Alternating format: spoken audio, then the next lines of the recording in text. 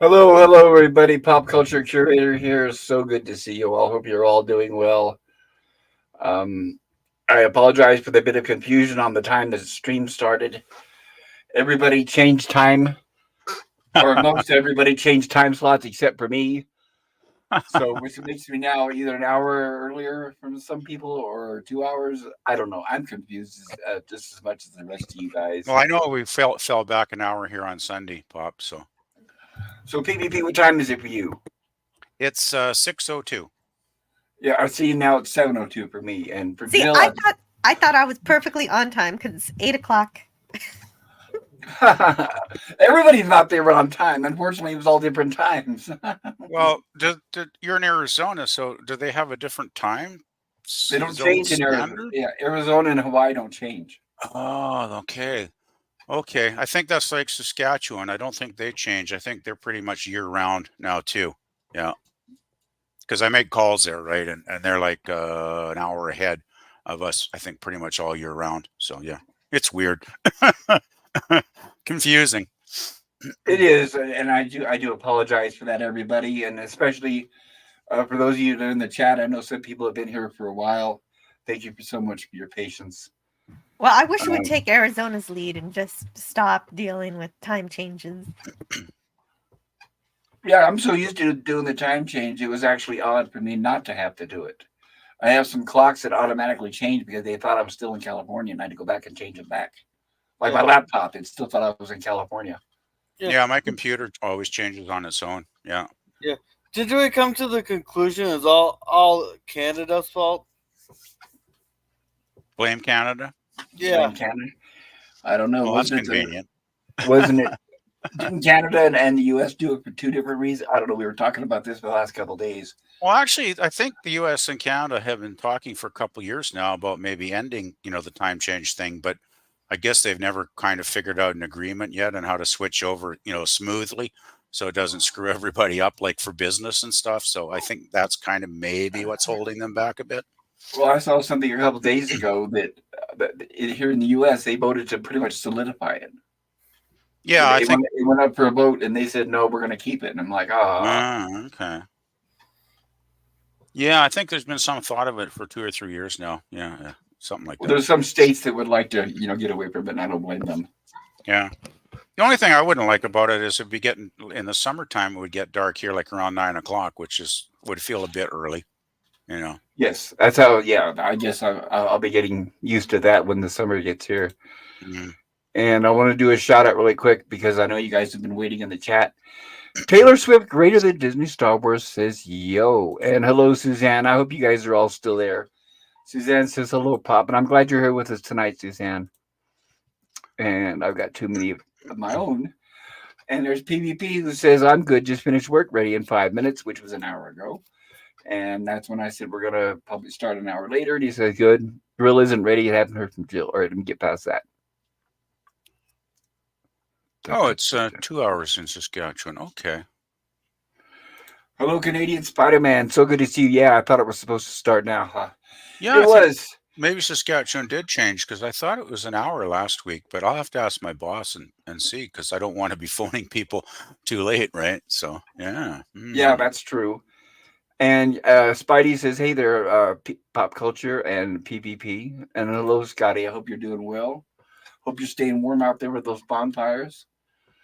And PvP says, "Hey, Scotty." And PvP says, "Yo, Spidey, I was confused too."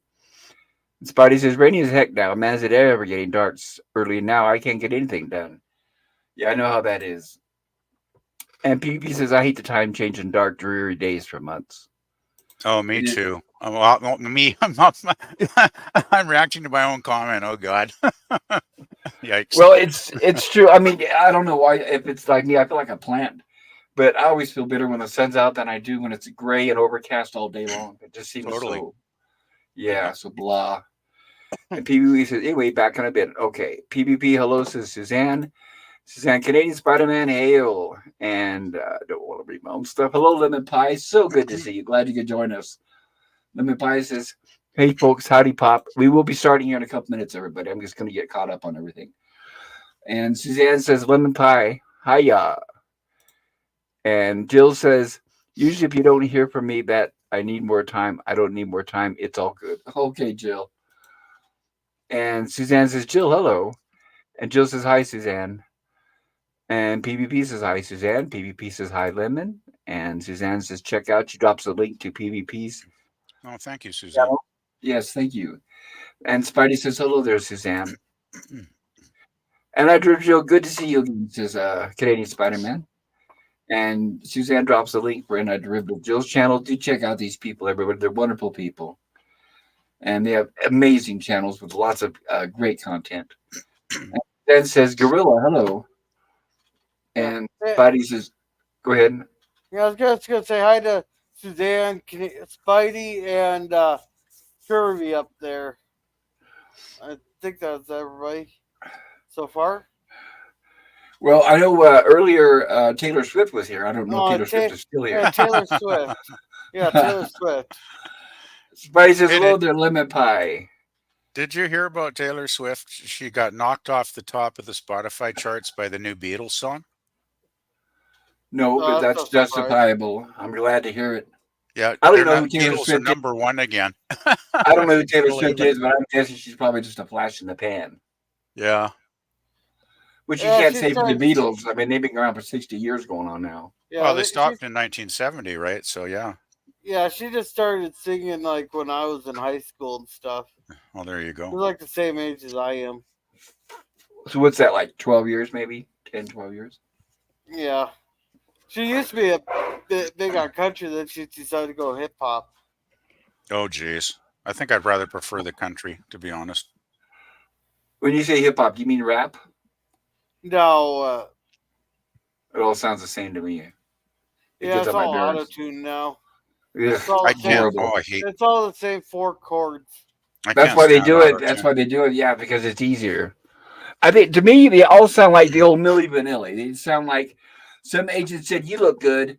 We'll make you a star, kid." And then don't worry about singing. We'll add a lot of synthesizers and fake crap to make you sound good. Well, what drives me crazy is they get the loops that go over and over and over again, like with all the Disco. instrumentation and sometimes the vocal as well. And it's just like there's one supermarket here that plays that stuff constantly when you go shop there, right?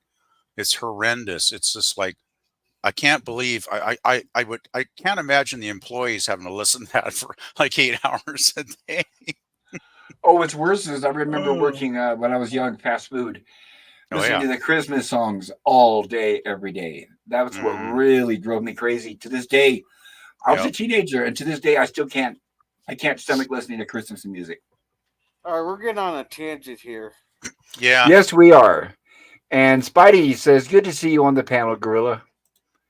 And Suzanne drops a link for Gorilla's Random Thoughts channel. Thank Yeah, you, thanks, Suzanne. Suzanne. BBP, it's 8 p.m. in Saskatchewan, says Suzanne. Mm. And Lemon Pie says, Eastern Standard Time, Eggnog Standard Time. I wonder who Lemon Pie could be addressing. And I'll let Jill Yeah, I read wonder. this when she comes back. All right, continuing the tradition. Yes, Suzanne says, Lemon Pie, good one, LMFAO. Lemon Pie says, hi, Suzanne, CSM. And Taylor Swift says, others. There we go. There we go. We get some credit this time. Thank you, Taylor. And Suzanne Eckstein says, Taylor, hello. And Taylor says LOL. And Lemon Pie says Suzanne. And Suzanne, Saskatchewan doesn't have time change ever. Lucky them. And Suzanne says, Pop, please remove the fundraiser from stream elements. Okay, Suzanne, I'll do that tonight during the stream while people are talking. And Canadian Spider Man says, good to see you again, Matt, at Taylor Swift greater than Disney Star Wars. And Mr. CCDV says, what's up, y'all? Hello, Mr. CCDV. Hey, Mr. CCDB. And Taylor Swift says, hello. Hello. Okay. And there she is. There's Jill. Okay, so since Jill's back, I'm going to go ahead and say hello to the panel. And I'm going to go, I don't know why I always end up going clockwise. How are you doing, Gorilla? Oh, good, but wait 1 second. Jill, we have a chat for you to read. Oh, that's right. Thank you, Gorilla. Hey, Matt G. Hey, thanks, Joe. All right. So, Yeah, Gorilla, are you doing good? Yeah, I'm doing good. Good there. So I gotta make sure my kid's doing his reading now. Yeah, I got to stay on top of the homework. Fall behind on. Well, it's not homework or per se, but he's falling behind on the equivalency thing. Oh, yeah, I definitely want to keep up with that. I always enjoyed reading. Yeah, you just got to find something he enjoys. I'm trying the Charlie Bone books. So, have you guys heard of that? Not I. Jill might have. Probably, no, I haven't. My time. I'll explain them some other time here. Let's see. We're been wanting to get my kid a collection of Tintin, but it's kind of expensive. Yeah. Check out for your kid. He's probably the right age for Midnight for Charlie Bone. That's I have a feeling kids aren't going to get excited over Kindle versions, so yeah, I would get them the actual book. Yeah, and Suzanne 9. All right. And you're all done with the fundraising, the popcorn selling, and all that good stuff, right? So it's time to relax. Yeah. PvP, how are you doing tonight? Actually had a decent day. Made a couple of phone calls this morning, getting some information that I needed to get on a few things. So that was good to get that out of the way and not have to think about it anymore. And then since my old office chair that I have had for like probably 7 years, far too long, it's been deteriorating for a while now. And last Monday, it finally decided to have the back of the chair half separate from the rest of the chair. So it wasn't given much support anymore because I basically, couldn't lean back at all. Oh, you've fallen off of that chair before too, haven't you? Eh? Fallen. What's that, Jill? You've fallen from your chair before, haven't you? Fallen from my chair? Yeah. Well, I know you're having trouble with the seat, your car. Yeah, it was getting pretty bad. I can't remember mentioning falling off my chair, but I could have. I mean, I can't remember.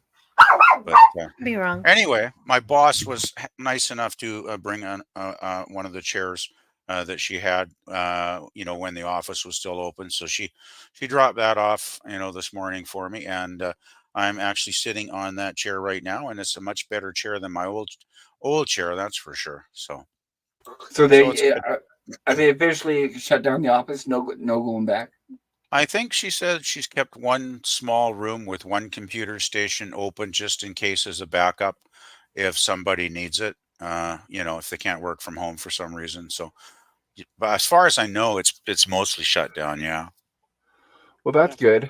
I'm sure everybody enjoys that better than having to drive every day. Oh, traffic is a nightmare here, Bob. It's really bad. Rush hour. I know it's bad. I know it's bad, but I don't know if it's as bad as California. That's one of the reasons why I'm glad to be out of not. there. Maybe what not. do you But consider bad? Because I consider bad traffic and stuck behind 4 tractors. Well, one tractor is bad enough if they only go like 10 miles an hour. Yeah, but we're not rural. We just have huge congestion. That's all. Like the lanes on the roads just get packed with cars sometimes, right? Oh yeah, and it's a crawl. Not fun. And Antiderivative Jill, how are you doing tonight? Wonderful. Thank you for asking. I've been learning how to make scrolling text on my video editor, so I made a little credits for my members, so I'll be able to thank them. Mm. Oh, very Which cool, very everything. nice. Yeah, I did that when I don't know if you guys remember, but a few months ago, I think well, it was last year now, when I made my disclaimer on etiquette in my streams. I originally made it a scrolling chat, and then I don't know why. After I spent all the time putting it together, Uh-huh. I thought, well, I don't know if people want to see a wall of text, Well, so if that's it's why. scrolling, people like it. If it's moving, Yeah, you can even make it look like Star Wars. You know, maybe exactly. we're going off into the distance, and you got a star field and all that kind of stuff. That's a good Oh, if you idea, want actually. Star Wars, there. Yeah, I have the find- video. I made it and just changed my mind, and that's when I was just Hmm. reading the disclaimer. Okay, no, because there's an actual website that you can make a Star Wars themed like thing. Oh, I'm sure you can. I like making it from scratch because, as you know, Gorilla, I help you make your intro on your streams. I was using an online template like what you're talking about, and then I got to the point where I know at least with that one there's like a monthly fee, and at first it wasn't bad. It was worth it, but then I decided I like making them myself. They're more customizable, and my video editor comes with some basic ones. They have really good professional ones if you want to pay a little more. And for those of you out there, if you're considering it, if you buy a more expensive video editor that has a yearly subscription, they come with lots of templates and usually partnership with some online templates. I know that's how Jedi Bill has it. He bought one of those on CC. He's paying for a yearly subscription, and with that comes with one of those online services, which is good. So that's nice. They throw those in there ahead of time. But I'm sure you guys can tell by looking at my intros that they're handmade. They're probably not as fancy as some of that online stuff, but and No, another they're thing really good. I think the well Lost in Space intro is really great, actually. well what I like is I like to learn more. I had to learn how to animate and make an object animate, how to make an object go from small to big, and so there's actually like a lot to it. And I like to learn that kind of stuff, so that's what encouraged me to kind of dump the automated templates. What program did you use for the Lost in Space intro, Pop? Cheapest one I could find. Video Pad Video Editor, one time purchase price, no yearly fees. Oh, that's nice. Yeah. Yeah, it was like $65 to purchase. They have a whole suite of software, but right now I only have a video editor. I haven't really Okay. had much need. They have an audio editor and a few other things that I could Mm, add on if I want to eventually, but right. maybe some other time. But Mm, I know that the people in the chat have been waiting very patiently for us yeah. to finally. I know instead of me being a bag of hot wind, let me give our little quick intro here and explain where we're going. Really quick before we get started, everybody. And this is for everybody on the panel as well as the chat. You're welcome to vote. Oh, that's another thing too. I've got to put the poll in the chat. But Mm, my question for everybody is, and this is the panel and the chat, is this time change, as you guys noticed, it kind of threw some of us out of whack. We weren't expecting, what to do. And I know the time is different for everybody now. So it's almost like we're going to have to readjust. When we started these streams, we had to sort of adjust them for our time slots to where we're all available at the same time. So to put it short, should we, okay, like for me, for example, I didn't change my clock. So when I scheduled this stream, I scheduled it for 6 o'clock p.m. my time, which for me was the same time as before the time change. But for a lot of you guys went back an hour. So I know some of you guys were expecting it to be an hour later. So my question for you guys is, should I make it an hour later? Would that make it easier for you guys? Yes, Yes. you please. mean like at 7 Pacific? Yeah. Well, what time did you say it was there now? It's 6:19 now. You've always basically Yes, started 7 Lost in Pacific. Space at 6 p.m. Pacific time. I've Right, because always seen it at 6. yeah, it was because I was Pacific time. This is the first time I've had time change where I'm on Mountain time. That's Right, you're for in a different time zone. I understand, yeah. right. Okay, so then we'll do that. Then from now on, my Lost in Space stream, I'm going to start them at 7 p.m. Mountain time, Okay. which might help you guys, all you guys, So because I know 7 Mountain Time is what? 7 o'clock for you. What I'm time on did you say it was Pacific. there? I'm on Pacific though. Okay, so it'd be 6 for you. Okay, well Wait that a works minute. for me then if it's the same. If Wait, it's 6 you o'clock, said it's 6:20 right now for you. 6:20. Yep. Yes, then it would be 6 o'clock for you. Let's see if I get this right. It'll be Gorilla. What time is it for you right now? 8:20. And Jill, I think it's 8:20 for you right now. Is that correct? Correct. Yes. Okay. I think that might be the best thing to do. Yeah. For me, it 7 year doesn't work. change. Okay, so yeah, I'll do that, and I'll do the same thing for my other streams as well. So tonight, tomorrow night, everybody heads up. Hatchet will be at 7 p.m. Mountain Time. I have to get used to saying Mountain Time instead of Pacific Time. In fact, I've got to figure out when I went into StreamYard to create this stream, it still says Pacific Time, even though I changed the time on my laptop. So I've got to figure out how to go in there and change the time on StreamYards to Mountain. That's Huh. another thing that kind of caused confusion. Hmm. All right. And how about we get caught up with the chat before we move along? What do you think, Gorilla? Sure. Is Gorilla with us? Taylor It looks like Swift he was. Damn it, greater. Oh, okay. There you are. Go for it. Yeah. No, I appreciate that. Jill, can you read this for us? Sure. Okay. I have to interject. Yes, the Beatles are greater than Swift. That's not something you can rationally debate. But Swift is not a flash in the pan. 10 big I albums. didn't. I was joking, guys. I just made a comparison. I mean, if she's been around for 10 years, that's not exactly a one-hit wonder. I was just kidding. 10 big albums in 17 years, dozens of hits. Oh, 17 years. She's older than I thought. No, she started when she was 15, so Oh, okay. So she's like 32 then. yeah. Well, maybe it's a good thing she changed up her music style. Sometimes it really, like Madonna, she still sings like she's 10 years old. Well, Yeah. the Beatles changed a lot too in the Suzanne 7 or 8 says, years they were recording. Hey, she says Harry Potter will interest him. Charlie Bone is kind of like Harry Potter, but different. For the younger generation, it sounds like. Harry Potter is great because it goes up in reading level as you go along. Yeah. Oh, And that's welcome, good. Cody Guy. Welcome. Hello, Cody guy. Hey, Cody. And Suzanne says, Pop, I'm okay with whatever works for you and your panel. Okay. Thank you.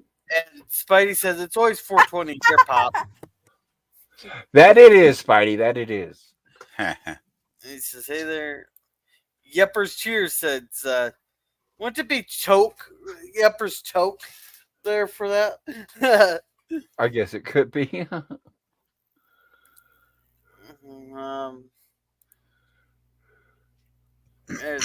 And welcome, Jim. Hi, Jim. Or should Hello, I say, Jim. damn it, Jim? Good to see you, Jim. Hope you're doing well, sir. Yeah, this is everybody saying here. The video to the re video, prepare video, which I still have to check out. Yeah, I was watching that earlier. Yesterday, I think. And Jill, are you homeschooling? No, I'm not. My children go to school. I think in Texas it's still safe to put your kid in a school. I wouldn't do it, and I wouldn't recommend it for California, but I think it's still okay in Texas from what I've heard. Yeah. All right, we're all caught up. I always Thank keep you, on top Gorilla. of what they're learning too and everything. So. Well, but in California though, they just hide it from the parents. You never know. I mean, your kid's going to come home. The boy can be a girl, the girl's going to be a boy, and they're going to say, "Oh yeah, we've decided not to tell you." Good old Newsom. Oh my God, that guy's loathsome. So tonight we are of course the reason why we're all here is we're covering the classic series Lost in Space. We're on season 1,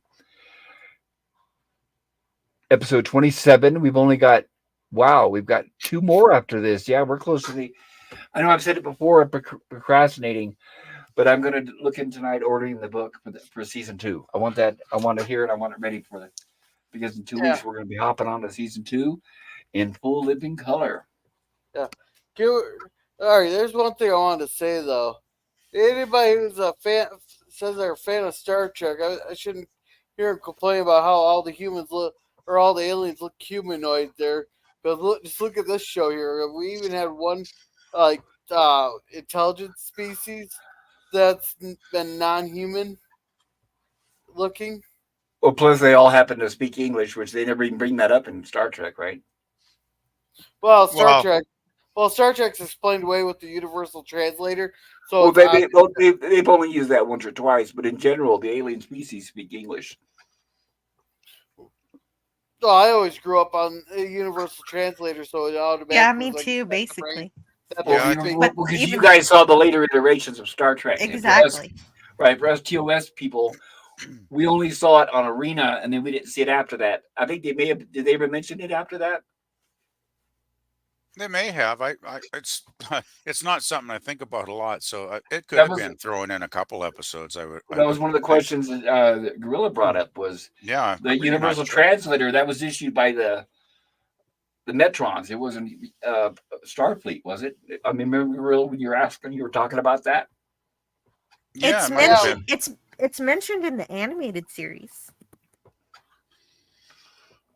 Oh, that's true.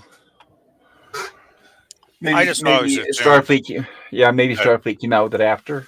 I just Okay, always assumed it was a okay, so I'm translator. looking at the website that has all the transcripts. It says it's also mentioned in Metamorphosis that there's a universal translator on the shuttlecraft. So if it's on the shuttlecraft, it's also on the bridge. You're right. It sounds like it'd be standard equipment. yeah, that's just like one of those things. It's just like standard. Everybody figured that. But Well, anyhow, and it explains away Yeah. a whole bunch of stuff like inertial dampeners do. You know, and everybody's going to say, "Well, why does the Enterprise? Why doesn't it fly around when it turns upside down or whatever?" So yeah, they're going to use that to explain away a lot of stuff. yeah. So, all right, now getting on this episode here, we can talk about how useless this robot is. That they're in danger as they're out shaking. Like this episode's really bad here. They can see the lava coming. They can feel her shaking. Like, danger, volcano eruption. Like, well, no shit, no crap, Sherlock. Well, remember the robot did say danger before anything started. Well, okay, it was a split second beforehand. Yeah, close enough. Right. But the robot does show a lot of flaws in this episode, so I will give you that, Gorilla. In fact, we'll be covering that when I They read were this. programmatic flaws, so it didn't bother me too much. Really Right. great special effects at the start here, by the way. No, Well, yeah. that's You'll see that when they encounter, if you get my words straight, when they encounter the volcano and the lava, you guys should recognize that from an earlier episode. A lot of that footage, all that footage on the outside of the chariot is from an earlier episode, from the Mm. one of the first 5 episodes. The only thing Was that's it the new is one where they were driving across the ocean? yes, the Hungry Sea. Ah, all right. Right. So and we've discussed this before. Is they tend to use a lot of footage over and over and props over and over and so forth. So that's understandable. I mean, but just remember, guys. I mean, come on, Star Trek with the Enterprise, they only filmed like maybe 4 or 5 different shots and then reused them throughout the entire 3 seasons. So That's a we are great way doing to save some money. absolutely. And growing up, I never would have guessed that. So it's like, okay, so apparently it worked. Season 1, Episode 27, The Lost Civilization. Will awakes a sleeping princess whom he now must marry. Her race has been awakened and now plans to conquer the universe, starting with Earth. And as PPP and I were talking about recently, we get 2 fairy tales in a row. Last week we got All That Glitters, which was I'll say a spin on the King Midas story, and now we're getting the Lost Civilization, which is a spin-off, I'll say. I'm trying to be kind here, of Sleeping Beauty. It's kind of ridiculous because they try to push Sleeping Beauty, but what I do like is the fact that Will reacts like a boy his age. So I did like that part instead of him, because it took, which we'll get to here, a lot of insistence on the robot's part to get him to kiss the beauty. oh, if I was this age, I would have been going full tongue. Not hesitating. God, what is she, 8? Yeah, that's about it. I don't think that'd be They're appropriate for the 11. family They're hour, Gorilla. 11. They're 11. Family hour. Did they ever? Well, I was thinking Will had to be 2 or 3 years older than her, wasn't he?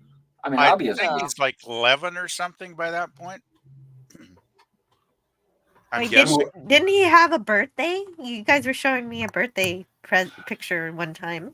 That was behind the scenes. That was Bill Mooney having the birthday. They haven't actually established Will Robinson's age that I know of. Have you? Did you Yeah, guys that's what I'm know? talking about. Yes, yes. Oh, and you will see him grow a lot over the 3 seasons. Even his voice starts changing there in the 3rd season. Well, it's like Penny too. Penny totally transforms by season 3. It's unreal how much she grows. Like wow, you know. Yep. Well, they got him right at that age where they're really spurting, So Yep, exactly. Yeah, when all the rest of the cast looks the same, yeah, yeah. and I want to make sure. I know I shouldn't have to mention this, but I'm going to because I'm sure there's always been doubt, and I've heard people say it, but I want to remind everybody that Jonathan Harris, who plays Dr. Smith, was 100% heterosexual. So I know a lot of people seem to be doubts about that. But I was just looking up his headstone, and it says wonderful father and grandfather and husband. So there's no doubt about that. So we separate the actor from the character. I Yeah, honestly people. never even saw the stereotypes within the character until people started pointing them out to me. A lot of people Wait, seriously believe it. That's why I just want to remind everybody what stereotypes were we talking about? that everybody thought that Jonathan Harris, the guy who plays Dr. Smith, was gay in real life. A lot of people seem to think that. Just because of Smith's mannerisms, I'm guessing. Right, which is Well- all an act. well, he does trigger the radar a little bit, but not too Well, much. from what we've seen, he hasn't triggered it nearly as much as he will in season 2 and 3.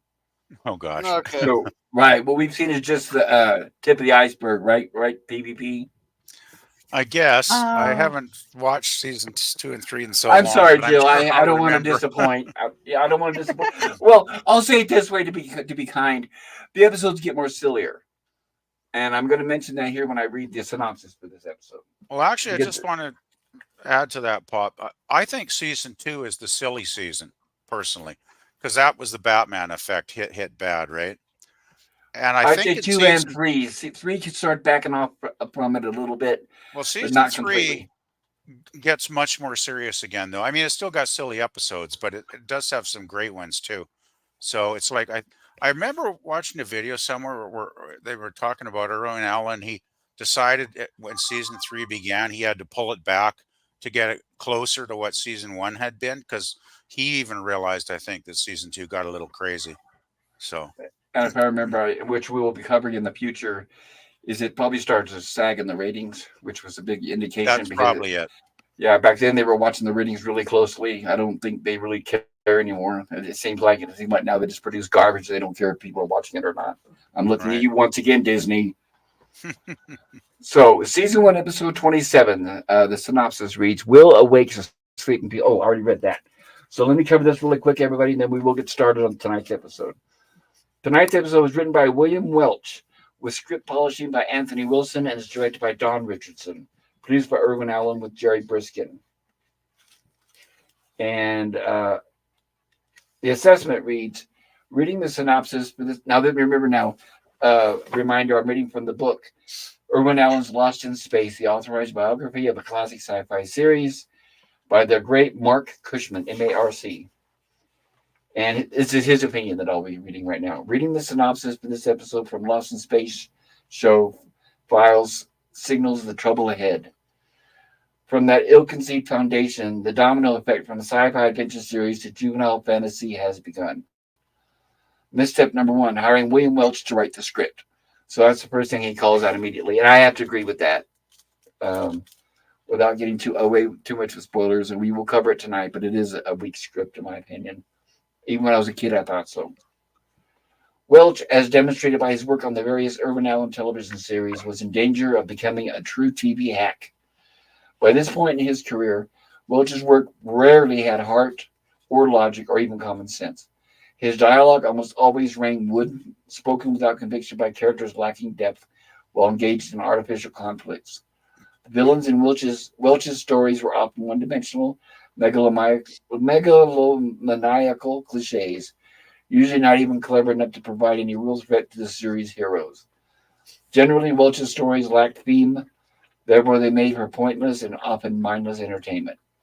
Finally, many of his stories didn't even offer a proper resolve. The dominoes continued to tumble. The direction by Don Richardson was substandard. The performance by guest villain Royal Deneau was as stiff as a board. The role of the Sleeping Beauty princess, and he, by the way, he acted for a while. He was around for a while. He was in Killer Clowns from Outer Space, another movie that we're going to be covering. I do remember Royal Dano back in a lot of stuff like back in the 60s and 70s. I think he was in a Night Gallery episode too, if I remember correctly. Very likely. And I will admit he did a lot of stuff, but in my opinion, I thought he was one dimensional. I never really saw a lot of range. I It was just always him. I was exactly thinking that last night watching this episode, Pop. I actually thought about, he's got the range of a plank, right? Yes. You know, Yes. it was bad. Uh,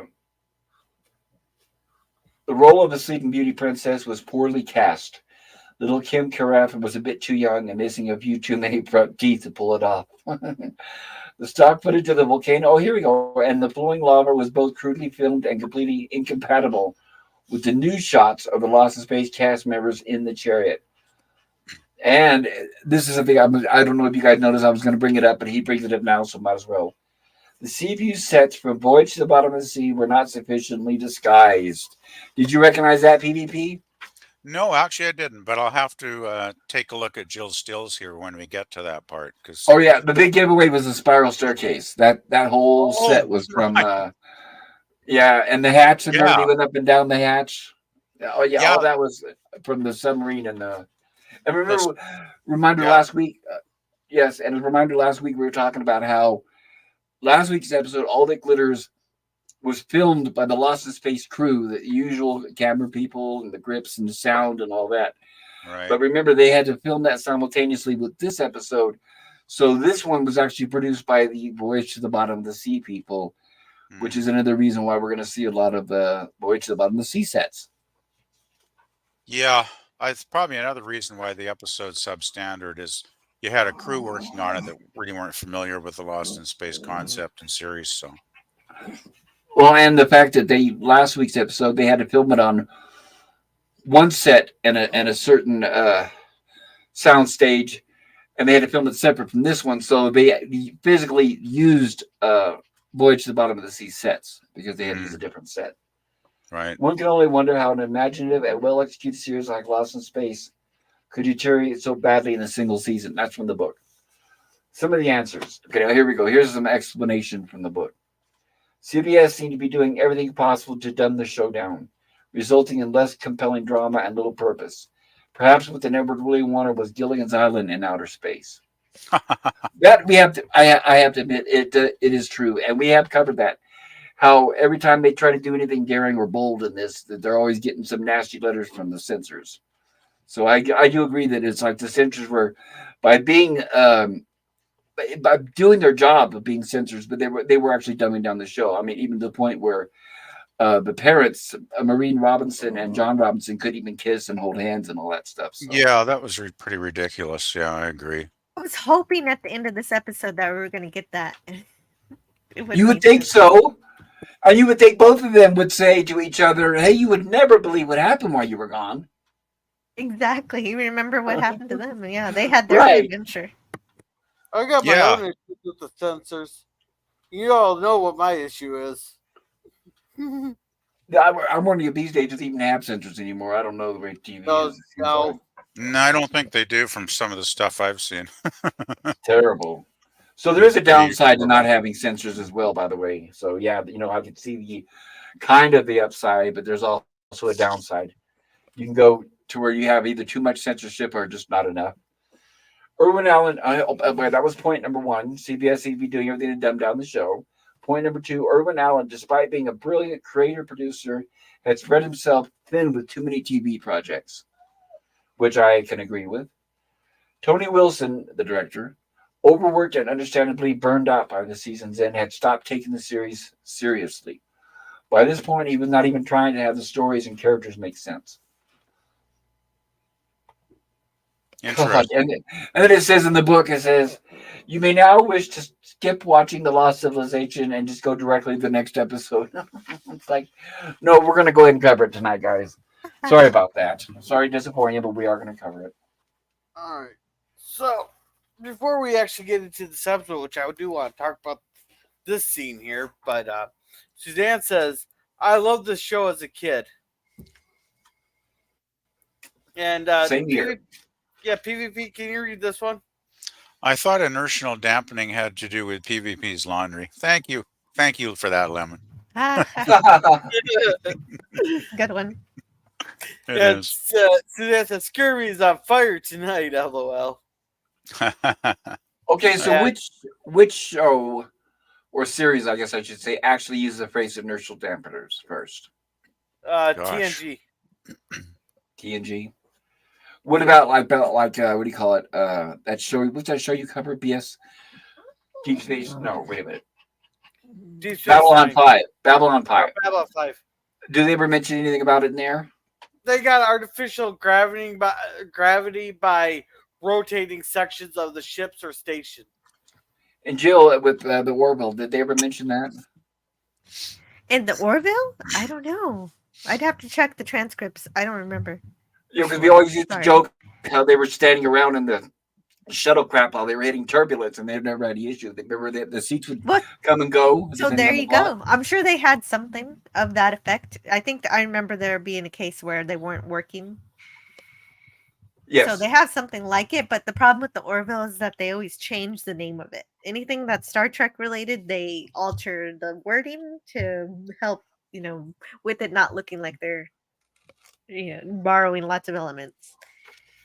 Right. It's almost like they wrote it in, and then on the rewrite they said, "Oh no, you can't use that. You can't use this." Yeah, no. One time I was complimenting something from the Orville from the creators, and I was saying, "Nice Jeffrey tubes," and they're like, "You can't call it that." No, we know it's the it's like admitted we know that's what it is, but you can't really call it that, right? All right. Jim says, "Oh my, Scurvy." And Jim, how have you been? Says Suzanne. And Scurvy says, "Howdy, Jim. Tired and busy and building repair 4 and 5. Oh, already?" He says, "Howdy, Scurvy." Suzanne says, "Pop, to be fair, they don't mean much. My best friend has 3 ex-wives, kids, and grandkids, and is full on gay. So he's one of those. So he's not one of those. Maybe yes, maybe isn't. So, Metrosexual. Yeah, I think you're talking about metrosexual. But no, I know that is possible, and I've known people that were gay and had kids. So yeah, but I just want to reiterate that definitely not with Jonathan Harris. Then she says, "Threw us all for a loop." Then Canadian Sarah says, "Hello to you." She then asks Spidey how he's been doing. Sean says, "Welcome, Sean. Welcome." Oh, welcome. Sean, good to see you. Hi, Sean. Everybody, please check out Sean Carter's channel, the Sci-Fi Model Guide. Amazing and fantastic. I could watch those things for hours. I Agreed. used to love putting models together. I wish I had space to do that here. Yeah, and he says, "On a break from work, just popping in to say hi. I'm so bummed that they just took lists off Amazon Prime when I was halfway through season 2. Sucks." Sean, I can get you a link for the rest of them. Yes. Yeah, that's what I've been Yep. using as the link.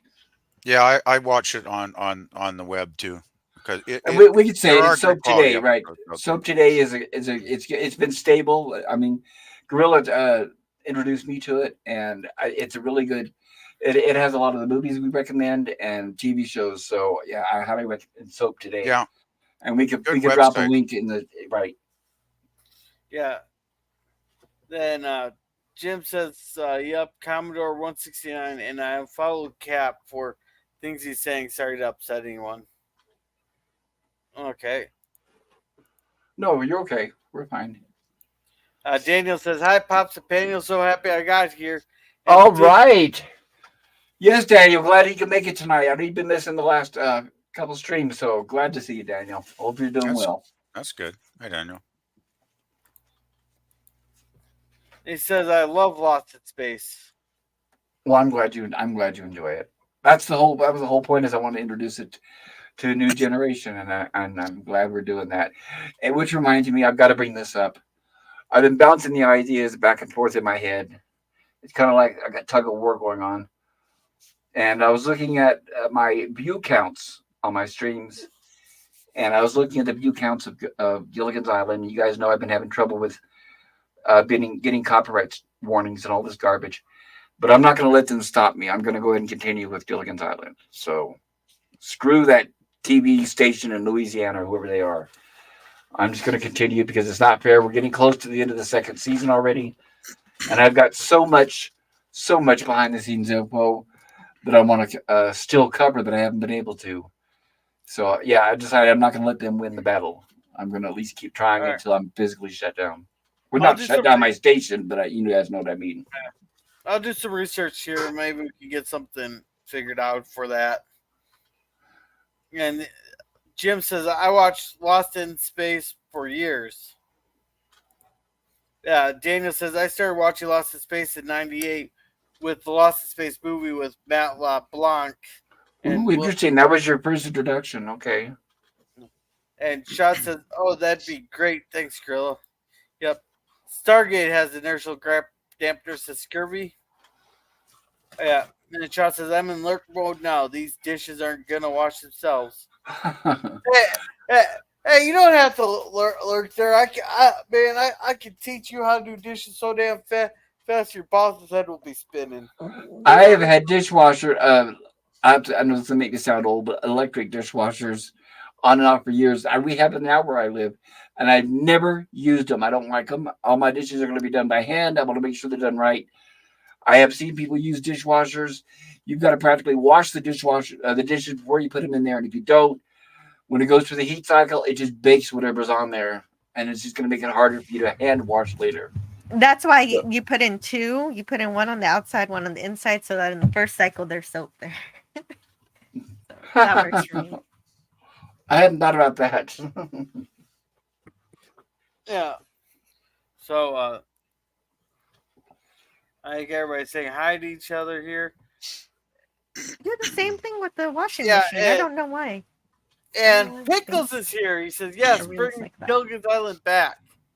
Hail LDG, and I am going to. Yes, I know you're usually there faithfully, watching or slash listening to it every week. Hey, So yeah, hello. I'm glad you're here to see that I made that announcement. So yes, starting this week, Wednesday, I'll definitely be back, and it'll be at 7 o'clock Mountain Time. Hopefully, I got that right. No, wait a minute, 8 o'clock Mountain Time. That's right, because we were always doing it at 7 before the time change.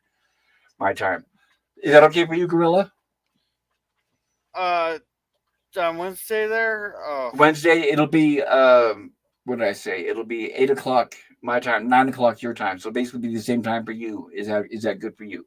yeah, I'll make it work. Okay then. Sounds good. Yeah, because I like Gilligan's Island too much to give it up for some. Well, I don't want to say anything really bad about that station in Louisiana, but let's just say everything I'd say would be censored. Can I? Can I? I'll talk about it on my next stream where I can say whatever I want. Right. I'm gonna find out the name of that station. It's in my when I got the warning, and I'm gonna contact them and tell them what I think. Uncensored. And he says, "Just bring that TV station manager a bowl of gumbo as a bribe." I know, right? And Sean says, "Oh, hey, did you guys see the Gilligan picture I sent the group? The guy came in here that was practically dressed like Gilligan." Yeah. I know. I was thinking about that, and it's like, what was he thinking? Come on, he had to know that he was doing that on purpose. I mean, it's like, yeah, it was a little obvious. Long red-haired shirt and the white navy hat turned all the way down. I don't know how you call it, but yeah, you can tell. Maybe he was a Gilligan fan, so that's good. I don't know if I would be that brave, but yeah, good for him. Yeah. And Daniel says, "Yeah, I know, right? My mom washes the dishes by hand with soap before she puts it in the dishwasher. And on TV, they said you put dirty dishes in the washer and it comes out clean, not soap. Depends on how high powered your dishwasher is. If you got one of those cheap, low-powered ones. They ain't gonna do jack. But the dishwasher we had at work, man, that it works great. Yeah, Suzanne says Gorilla. Almost a bacon wrapped wieners. LOL. Yeah, those things are fucking. Those things are delicious. Yes, they are. I just recently um, started making them here at home, and yeah, because every now and then I buy them, like at hot dog stands and stuff, and it's a guilty pleasure, I would say. I Yeah, mean, there's nothing healthy there, but who cares, right? When yeah, you're eating bacon, nobody cares. yeah. At the shed there, they had some maple bacon wrapped little hot dog wieners. The little miniature ones there, they're delicious. But anyhow, on to the show. Now, now it's fun. Now it's funny how here the robot you got to talk to it just like for example, they just told him to find water. Well, they found some water. It's kind of like I told my kid to go load the dryer the other day. I was like, hey, after like half an hour, I was like, hey, did you ever start the dryer? You didn't tell me to start the dryer. That's kind of like what the robot's like. That was my sister in a nutshell, right? She would do something half-assed, and you would expect her to follow through on whatever it was. Well, you didn't tell me that part, and it's like, are you serious? Oh yeah, I've ran into plenty of people that way. But I actually had to look up what brackish meant. But notice that he took a drink after he told Will not to because they haven't tested it yet. Right. Well, he didn't take a drink, but he put a dab on his tongue. Well, that's all it takes. Yeah, Somebody's yeah, you kept know it. what? I agree with you, Gorilla. He says, "Don't you dare drink that," and then he tests it with his mouth, even if Yeah, he doesn't drink it. It could that be was the first poisonous. one of the first signs of how weak this episode is was when he says we need the testing kit or whatever. What they could And have done, and when I thought about it, would have helped. That's a hole in the plot. What they could have at least yeah, showed was that they were so desperate from thirst and they were, dehydrated, that's the only reason why they didn't want to wait until it was tested. They could at least threw something in there to mention that. that would have made more However, sense. But I had to mhm. look up what brackish meant. However, I Salt don't water. mind that the robot didn't know to look up drink, even though he's been with the family for a while and probably should know that they need drinking water. It's just that computers will do exactly what you tell them. If you say look for water, they will look for water, and that is what he did. I He didn't say agree. what type of water. Right, I agree, and that's part of what I was going to cover here. This is from the book. It says this was William, and here's something that's going to surprise you. This was William Welch's third of four script assignments for Lost in Space. That was three too many. Only the first, he actually, believe it or not, it says only the first, The Hungry Sea, had merit. This is the same guy who wrote The Hungry Sea, which was actually a very good episode. Yeah, it And was. you're right, which also happened to use the same special effects. I don't know if that was a coincidence or not. Hmm. And ignoring all of it wrong with the actual production and focusing merely on what does not work in the script. Doesn't it seem odd that Don, John, and Will constantly belittle a robot in this story? It seemed out of character to Urban Allen too, as you'll soon read. Well, or as I'll soon read to you. Next, the robot locates water in the underground world, saves Will from a trap, is right about a kiss being the thing to wake a sleeping beauty, and is also proven right about there being alien humans in the area. Yet Will continually challenges the robot concerning this information, even suggesting that his circuits must be damaged. Now Will is the one who believes foolishly, and I agree to that. That's what I was thinking. That's the It all be weirdest part is because Will is the one who stands up for the robot and says that he's the one he usually trusts him. right. All of them, they just kept belittling the robot through the whole thing. It says here it all becomes rather tiresome. Note how the erupting volcano and flowing lava have nothing to do with the story about to be told, and are therefore an artificial jeopardy which comes and goes and is forgotten in a matter of minutes. Note how the princess wakes up and immediately talks in English without a question from Will as to how she knows the language and would speak it even before hearing what language he speaks. Matrix, Well, that one I give pass because then she knows about Earth, so she was taught about Earth, and therefore English and possibly all the other languages too. It could be possible that she also knows Swahili. well, that's to every language on Earth, right? And well, apparently, according to the plot, they don't make it really clear, but Earth is supposed to be the first planet they're planning on conquering. So that's what Jill's talking about. Maybe they did their Yeah, research and that that's seemed what a they bit learned along odd, the. actually, that Earth was like that much of a standout in the whole universe, right? Like, Well, the way it was written, like when Will's mentioned to the princess that he's from Earth, and he says, "Why do you ask her?" And she said, "Oh, never mind." So I was like, "Huh?" Even when watching that, I was like, "Wait, what? Are we supposed to just drop?" That's a very good question. But we find out subtly later on in the episode it's because Earth is the place that they plan on conquering.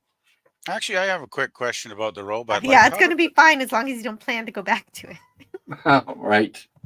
how did the robot know to tell Will to kiss the princess? Like, how did the robot know about Sleeping Beauty?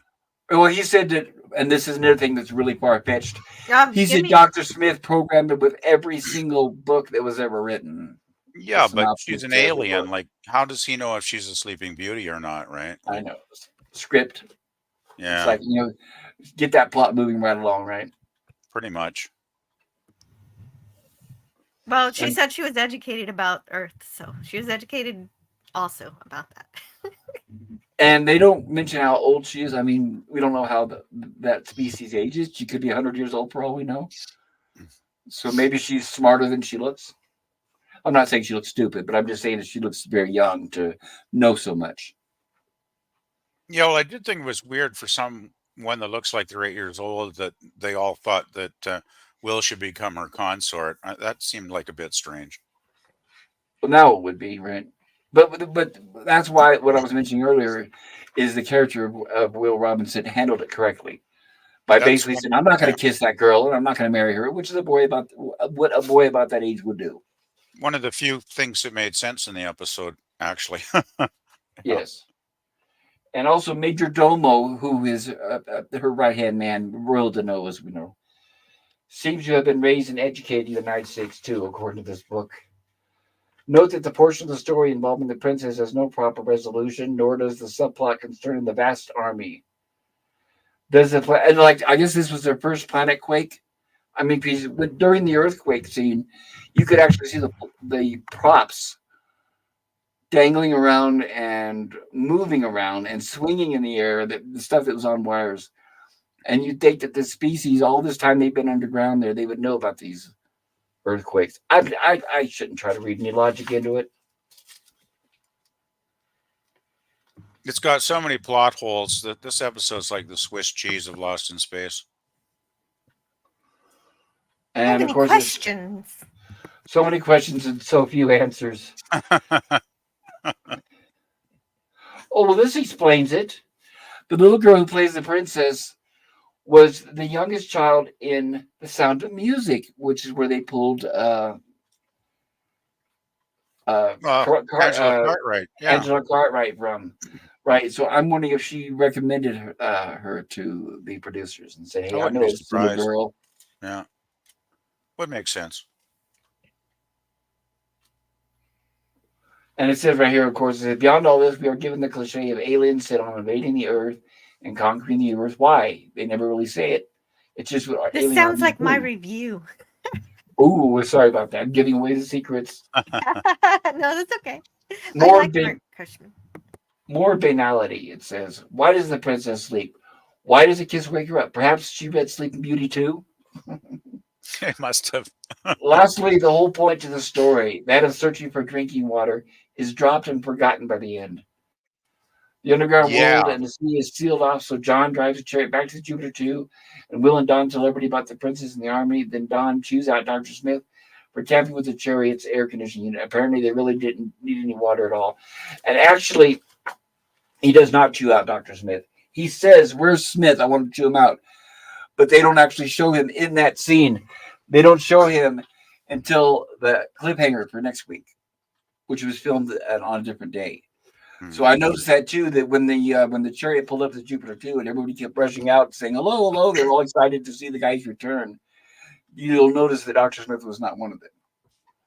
And then with the cliffhanger establishes that he's elsewhere using his air conditioner. Another Okay, thing. But they say that the water issue is so bad that the colony, they're gonna die without it. And then the end is like, well, we forget all about that. We're just happy to be home. Well, another question I have is how are they going to take any water back? Like, did they have, any way to transport water on the chariot? I thought about that too. It'd have been nice if they had showed like some 5-gallon buckets or something, right? Well, if they even had like maybe a little, a little unit they were towing, which had a big water drum on it or something. Right, right, because they established that they were carrying a drill set, but nothing to actually carry water that we Yeah, what saw. are they going to put it in? That's what I was. Maybe the That brought me chariot through has the a whole episode. maybe the chariot has a trunk or a boot, as some people say. Could be. But once again, that's left to our imaginations to fill in the holes in the plot. Yeah, right, exactly. They had to, if they were out looking for water, they had to have something.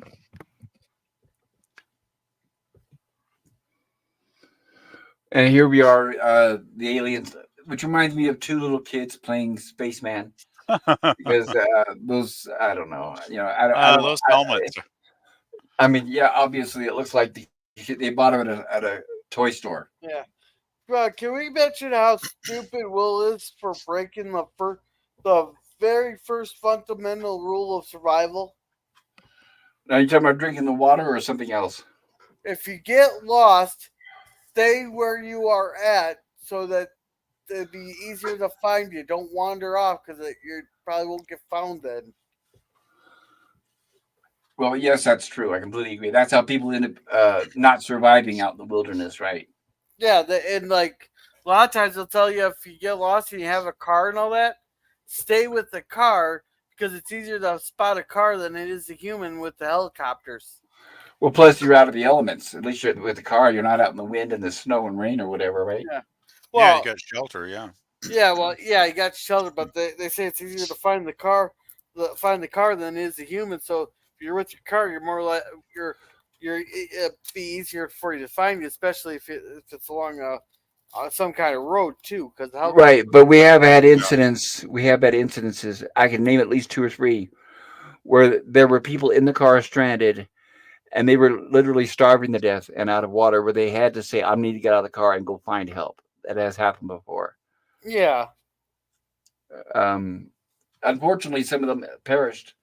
In fact, there was a famous story about it as a family that were stuck in the snow, and finally the father said, "I've got to go, otherwise we're going to die." They were out of gas because they were running. It was the winter and the snow, and they were running the heater intermittently. And finally, he said, "I need to make the sacrifice and go find somebody. Somebody who's not going to find us." So that has happened before. So I guess it would be depending on the situation. There she is.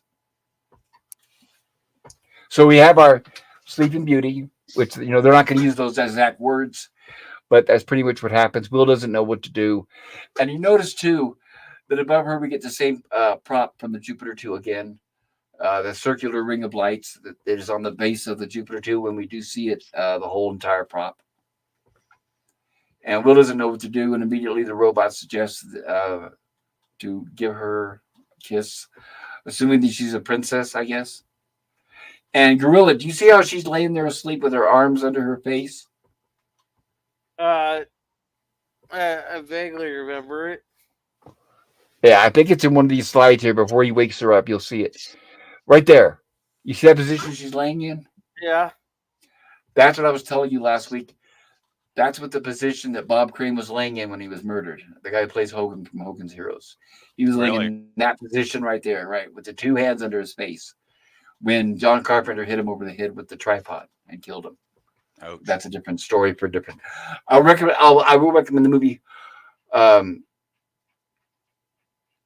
It's something Focus, and Greg Kinnear played Bob Crane in it, so it's loosely based on the murder of him. And I'll look it up here, but it's something Focus, like I don't know, Hard Focus or something like that.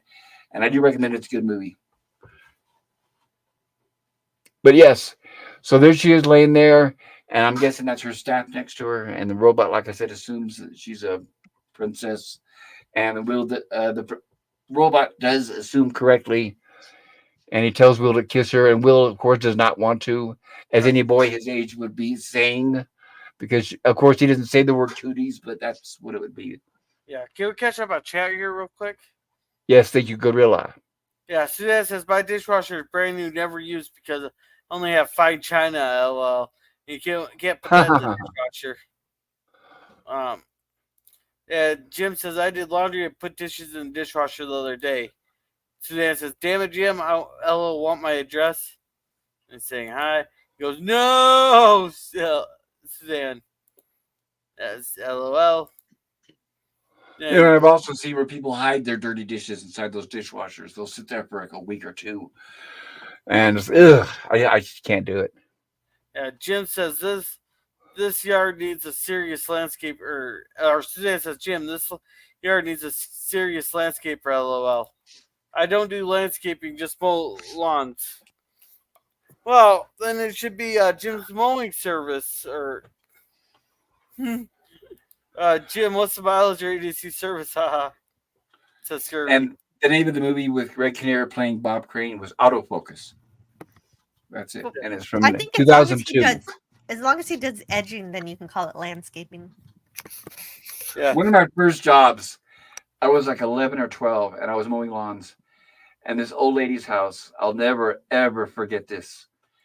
She was this old lady, and she said, "Yeah, I'll pay you to mow the lawn or whatever." And I said, "Okay, great." I went out there, I mowed the whole lawn, and then she started griping and finding every single little thing wrong. But you didn't do this, but you didn't do that, but you didn't edge this. She actually wanted a full landscaping job, and what she did was literally intentionally took advantage of me because I was a little kid. And then she said, "You're fired," and she didn't pay me a penny. And I spent all day on her damn yard, and I'll never forget that. It's So I learned at a very early age, that yeah, even adults will take advantage of kids. They don't care. Some people have no scruples. You should have asked to get paid before you started, Pop. I know. Yeah, but she knew. See, yeah, in hindsight now, she probably went through a lot of neighborhood kids doing that. And when they do that, they're not going to pay up front because that's the whole point is they want to be able to Yeah, take advantage of you. sounds like a And nasty old bird. she was. She just kept piling on more and more and more and more. Oh, And it was stuff that I had never even agreed upon. And then terrible. she blamed it all on me. Jeez, that sucks. Yeah, it sounded like he had a Karen there. Uh, Yeah, pretty much. Daniel says someone wants to conquer Earth and lost to space. Yep. Well, right. And Jim says 20 miles in Ohio. That's not a very far radius to you. And Suzanne says lemon pie or scurvy. I need a ton of landscaping done from tree removal to ponds dug out and set up. And Scurvy here says, "Sorry, Suzanne. I imagine you are outside of the 20-mile radius." And Yeah, it Jim sounds like it. "Oh, yep." Suzanne says, "Scurvy, you think laughing my effing asses off? You are cheeky tonight, lol." And Scurvy, That reminds me is when people mention where they live, a lot of people don't have a scope or a scale of distance. When I was in the Air Force, I was in the military. We traveled all around, obviously, and I would be like in I don't know. That would be like in another state on the other side of the U.S. And somebody would say, "You're from California? Well, do you know so and so?" It's like, oh yeah, sure, of course. So, yeah, sometimes people don't have quite that sense of distance. Yeah, that's your old cliche with Canada too. I used to hear that. That was like an old trope joke kind of thing, right? I heard that decades ago. It's like, oh, you're from Canada. Do you know Bob? It's like, of course I know Right. Bob. hey, We all know Bob. PvP, there's like 5 people in Canada. Exactly. That was the trope, right? Even though it's the second largest country on the planet, it's like, of course, everybody lives, in close proximity. It's like, man, Oh, and I learned very early in basic training or boot camp. I learned do not tell people where you're from because if you said California, they thought the entire state was San Francisco. oh Uh, God, So all you'd right. immediately get ridiculed that you're from San Francisco, and I'd have to uh, correct them and say no, definitely not. And the whole state's not like that. But you're talking to a fool. Even my drill sergeant kept doing that when I first got there. And I even okay, first of all, this is a drill sergeant, and you don't talk back to them. But I did. I set him straight. I said I'm straight, and I'm not from San Francisco, and our entire state is not like that. So there was a couple times where I stood up even to my drill sergeant and corrected him. I didn't care, and I'm glad I did. And it actually, you find out, I actually earned his respect for that. well, that's good. It is annoying though when people are so misinformed. They actually assume something about a region when when that's totally unreal, right? It's just totally not true. Yeah, It is annoying. he was using a gay slur. I'll put it that way without saying Well, it that on the sounds air. like it. Yes, Which exactly. that's why I immediately put a stop to it. Good. All Good thing you did. right, Scurvy here says, "Hey, get Canadian Spider-Man to come do it. Maybe PvP will assist." Then Jim There says, you go. and Only Jim if says, I'm paid in eggnog. "Oh my." Oh, here we So go. that says, "Scurvy, I don't know if we have that much eggnog here." There you So go. that beats you to it. Yeah, she did. She says, "Wow, okay." And Scurvy says, It's not like Canada is big. You are all neighbors, right, JK?" So that says, "Pretty close to PvP and Spidey, man. Spidey." Daniel says, "Such a good series. I got to get it at Walmart if it's still there." If it's still there, that's the point. I heard they're getting rid of their physical media. Yeah, and Spidey Really? says, Oh, jeez. "I'm in the middle of the Next electronic year. fairs right at the moment, Scurry, but cheers." And, and Daniel says, "Danger. Will Robinson, danger." That is one highlight of this episode. We get to hear that a lot. So that actually warms my heart when we hear Yeah. danger, And, danger. and Scurvy here says, CSM, "Yeah, I was being tongue in cheek. I know you do other kind of work." He says, "Cheers, CSM." Jim says, "People know landscape. People has mowers. I've been in business for 43 years." And welcome, Basil Dragon. He says, "Hi, Hello, guys. Basil. The Hi, great Basil. dragon has arrived. How's everyone this evening?" I'm doing pretty I good. Not Same too here. bad. I'm feeling well. I've got a little bit of a sniffles, but good to see you, Basil.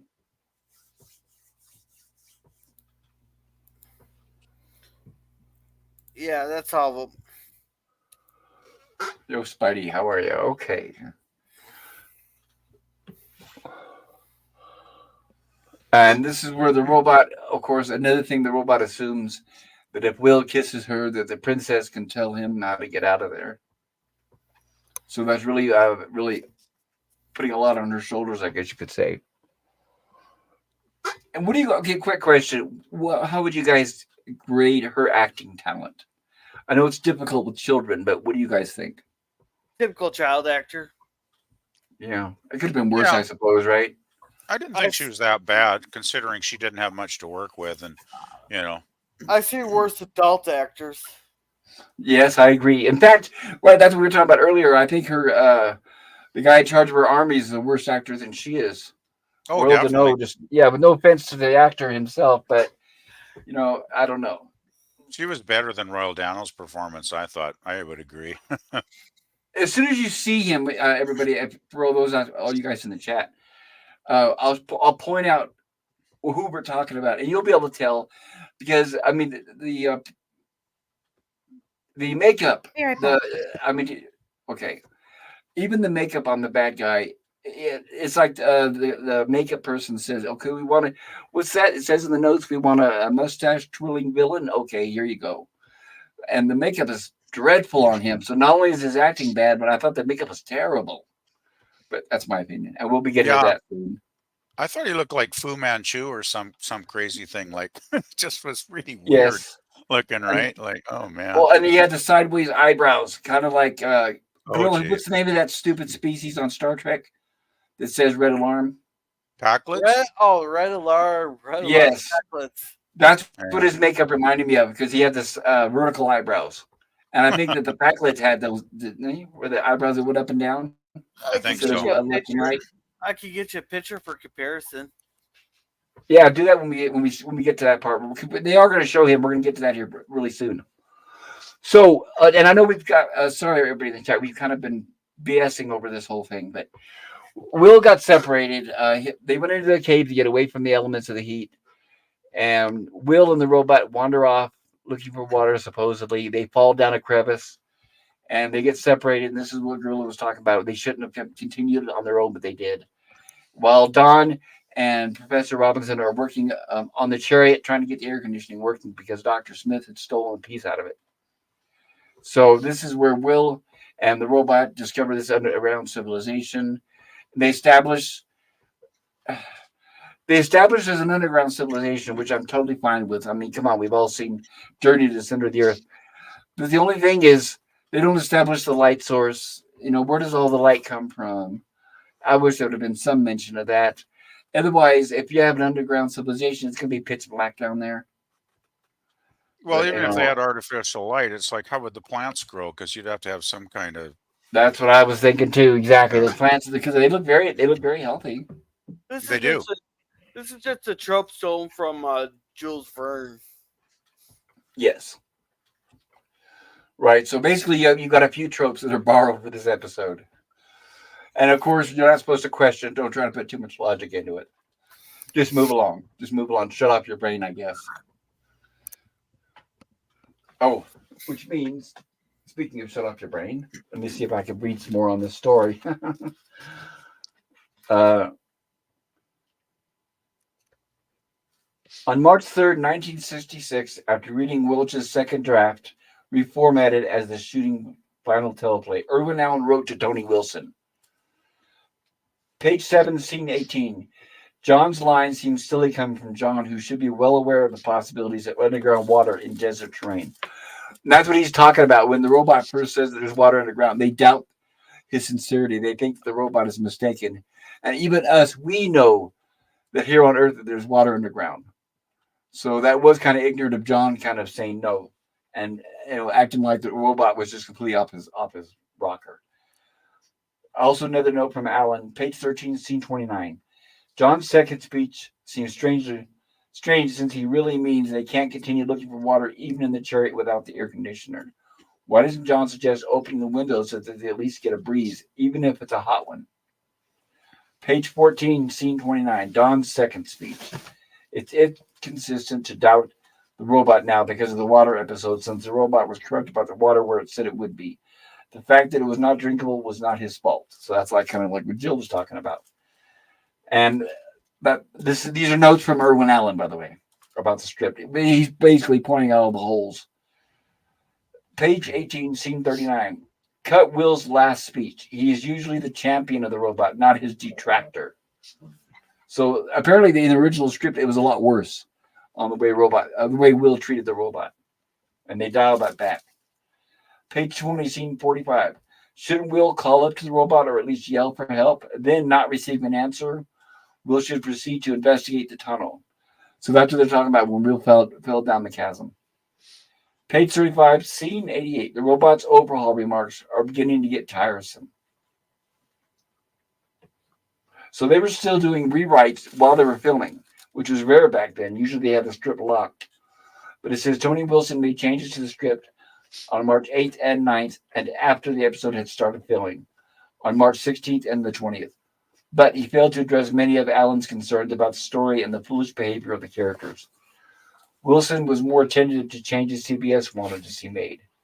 Concerning these, note how Don's injured foot is a false jeopardy. Immediately following the accident, it is determined by John and Don that the foot is not broken. Why tell us this? Why have it be merely a sprain, which is far less problematic and therefore less dramatic? The answer, a broken foot might upset the audience. Better let it be a sprain. In the script, Major Domo, once again, that's Rail Deneau's character, who's, I'm guessing, the head of her armies. In the script, Major Domo heals Don's foot with a touch of his hand. But this act hinted toward divine intervention or the occult. CBS wanted this change, so Domo used a machine to fix the foot. As a result, this action is rendered as inconsequential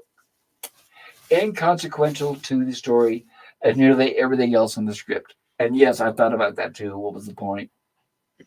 One thing that the two writers cannot be blamed for is how in the world a planet quake can shake up Will and the robot so badly but not even be felt by John and Don back at the chariot. The script had a brief scene in which John and Don do feel a quake, although a minor one. John says, "That's the second small quake. I don't want to stay in here any longer than we have to." And Don, working under the chariot, says, "You and me both." And this is bringing up a point that Gorilla brought up. Will and the robot couldn't have wandered far from where John and Don are working on the chariot. Why wouldn't the effects of the quake have been as strong in both places? And John would certainly have immediately wanted to know if Will was all right, rather than continue to watch Don work. Maybe the writers should be blamed after all.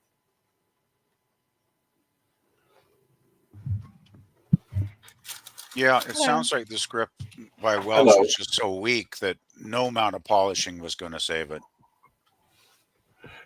Well, basically, right, because and we've mentioned in previously that they did have some scripts that were submitted and were outright rejected, and this should have been one of them. But maybe they were just trying to get past the finish line here because they were getting into the end of the first season. And this is what I was talking. There he is. There's Royal Dino with the makeup gorilla. So that's the one Oh where see boy. how his eyebrows. They're kind of right where they're on his brow, where they're vertical up and down. I thought that's kind of All right. ridiculous. You want me to share it now? Sure, All right, we got this guy right here. Oh, I that's can't what make that's what the eyebrows reminded me of. Okay. And I don't even. Now I've only seen that episode once, but I remembered that because even then.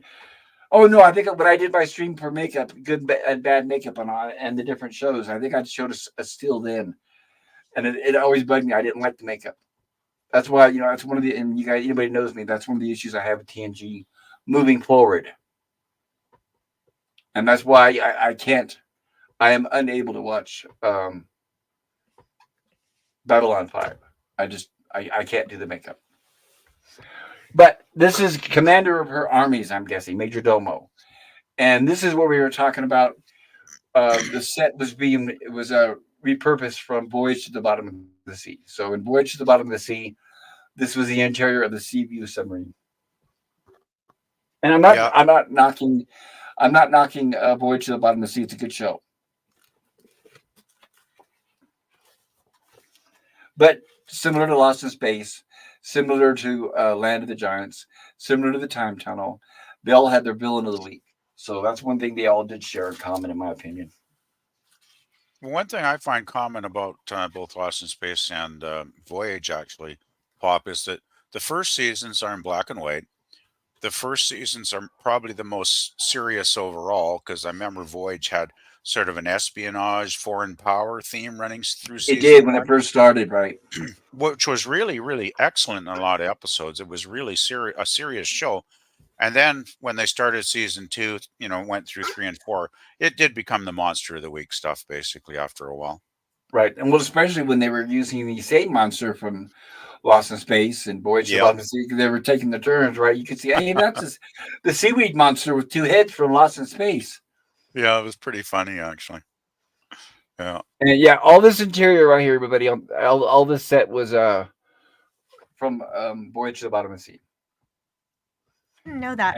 And, Thought it looks and I- cool, but I didn't know it was just from a different show.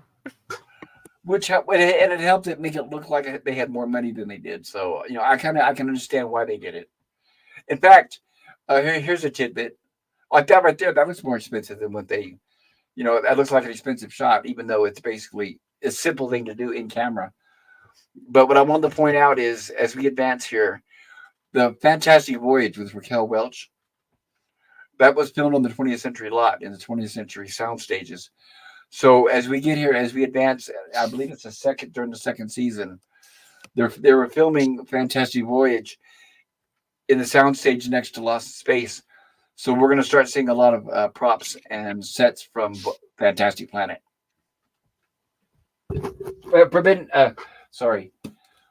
Fantastic Voyage. I keep getting the names mixed up. There's so many movies that have the titles that are similar.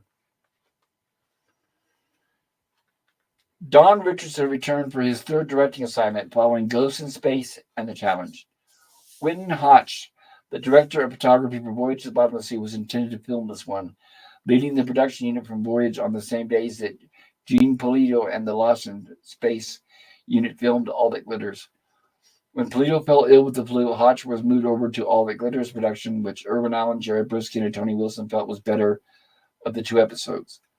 So that's pretty sad, but they thought All That Glitters was better than this one. A cinematographer from outside Allen's circle was hired to take over the filming of The Lost Civilization. Charles G. Clark, who had served as a cinematographer on Lost in Space's The Magic Mirror only 2 months previously, was once again brought back to help the company catch up. Kim, and here's the answer about the little princess. Kim Carafe was 7 when she played the Sleeping Beauty princess. She had been acting in films since age 3 when she appeared in 1963. Now, this is a coincidence. She had been acting in films since age 3 when she appeared in 1963's Spencer's Mountain. And this is a personal note for me. It's a great movie with Henry Fonda, and that's the one that inspired the Waltons. That's the actual book, because there was a book. Then they made Spencer's Mountain, which was a successful movie. Then they made the Waltons TV series in that order Oh, that's great. Wow. with Maureen O'Hara, one of the most beautiful women to ever grace the screen. She was one of the daughters to stars Henry Fonda and Maureen O'Hara. Also from '63, she was in The Thrill of It All, starring James Garner, and 1 year later, Good Neighbor Sam, starring Jack Lemmon. Later in '64, Carafe was cast as Gretel, the youngest bomb-trapped daughter in The Sound of Music, which also featured Angela Cartwright in the cast. Carafe had also appeared in an episode of Lassie during June Lockhart's tenure with that series. Character actor Royal Dano played Major Domo. He was 43 and appeared in approximately 200 movies and TV shows between 1949 and 1993. For Major Domo, Dano was made up to stir memories of Charles B. Middleton's performance as Mean the Merciless in the Flash Gordon serial from the '30s. Dawson Palmer also appeared as one of the soldiers. So Dawson Palmer, any of fellow Lost in Space fans out there, he's the guy who usually plays our Monster of the Week, who was in the episode The Space Croppers as the werewolf. So this is another episode where we get to see him without his makeup. And I'm guessing he's probably one of the taller guys. Hmm.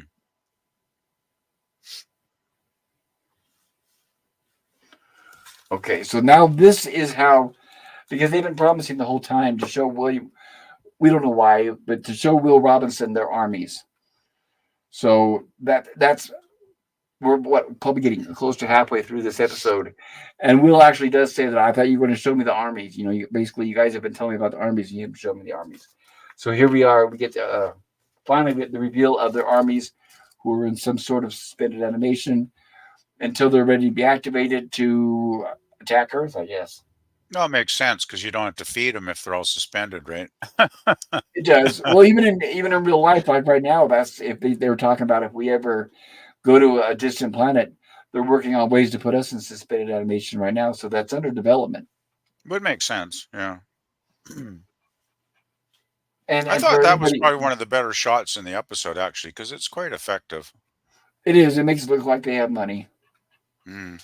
And what I thought was funny is, they didn't realize it at the time, and I'm sure we're going to show it again because one of the set pieces here, they hover around a lot in this episode, and we're going to show it again.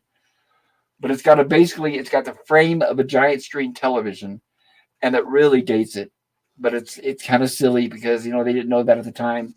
But now when you look at it, it's like, yeah, that's kind of hilarious. But remember, everybody, this isn't the 23rd century like Star Trek. This is supposed to be 1998 approximately. They left Earth in '97, so I'm guessing they've probably been on, since we're getting close to the end of the first season. We're probably getting close to the end of the first year of them out in space. Yeah, but probably 1998 or sometime in 1998. Yeah, that would make sense. Right, but also we're supposed to be looking at a super advanced alien technology. Well, their helmets aren't advanced. No, well, and their computers. How about that, huh? With the flick switches and uh, buttons. oh yeah, it's pretty funny, really. But that's kind of the charm of Lost in Space. It When is. you've got a decent script, I don't mind that stuff. But when you got a script like this, it's a little more painful. Yes, I completely agree. Mark Goddard did an interview, and he told the interviewer, Tom Weaver, doing a show like that is very difficult. I used to always put myself down. I would say, gee, I'm not very good. This is tough to do. Then one day, years later, I was on the set of The Towering Inferno, and I stood there and watched Irwin directing Paul Newman and Steve McQueen in an office scene. Paul Newman is one of my favorite actors and one of the best actors who has ever been around. And one of the great things that you have to do as an actor is to be relaxed. That's very important. I was watching that scene being done, and I watched the tension in Paul Newman grow. I couldn't believe that even he, was having a hard time with his kind of dialogue, with this kind of directing and what was happening. Of course, he was doing it because he was getting $1 million. He did it for the money. He wasn't doing it because he wanted to work with Irwin Allen. But I saw that tension and I said, boy, even with Paul Newman, words that don't work are even hard for him. I guess I'm not doing such a bad job after all. That puts things in perspective. So I didn't realize I had to go back and watch Towering Inferno because apparently Mark Goddard was in it. And which reminds me, I owe a big apology to everybody. And I need to really chastise myself because the great Mark Goddard passed away just 2 or 3 weeks ago. And I forgot I was going to do a tribute to him during our Lost in Space streams. And I haven't even mentioned it until now. And I feel terrible for that. So I want to apologize for that, everybody. Mark Goddard, who plays Don Major West, passed away a few weeks ago. And it's terrible. Him and Bill Mooney were friends right to the very end. And Bill Mooney spoke to him on the phone just a day or two before he passed away. And Bill Mooney knew by the way he sounded that he wasn't going to be around much longer. And as with most actors of the era, basically it was smoking cigarettes that killed him, emphysema and all that kind of good stuff. But shout out to it's not too late to talk about him if you still want to do something for him. Well, I wanted to mention him, but I hadn't had a chance to actually put anything together, like any kind of slides or pictures or videos. And because the problem is that I should have done it when he had just passed away. But the fact that it's keeping it on my mind and I keep forgetting it. But I do need to put something. I need to go and try to dig up some more clips of other things that he was in. I just looked it up, Pop. He actually passed on October 10th, so it's been nearly a month already. Nearly a month. Yeah. Wow. Yeah, I can't believe it. Yeah, I really feel disappointed in myself because I should have immediately on our very first Lost in Space stream following his death, I should have brought that up and did a little tribute to him. Well, I'm just wondering, since we've only got 2 episodes of season 1 left, maybe do a tribute when we do episode 29, just before we go into the color ones, and that way we could do some black and white and color stuff of Mark, if that might make sense. Yeah, it does. And remember, everybody, and I've been promising this from the very beginning, is after we complete the last episode, number 29, I'm going to show the original pilot, the one that was rejected by the network. So maybe we'll do it during that episode. Yeah, that's the one that was broken up into. Because and I'll make this fast.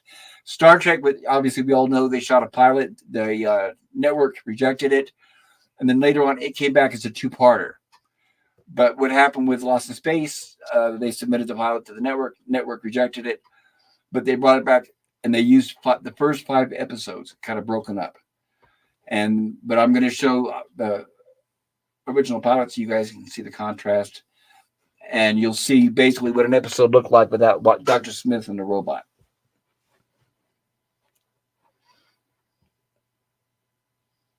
And of course, this is where, and I thought this was interesting too, is because basically the princess is still calling Will her consort, and he says, "Will you stop calling me that?" And he tells her, "I'm not going to marry you."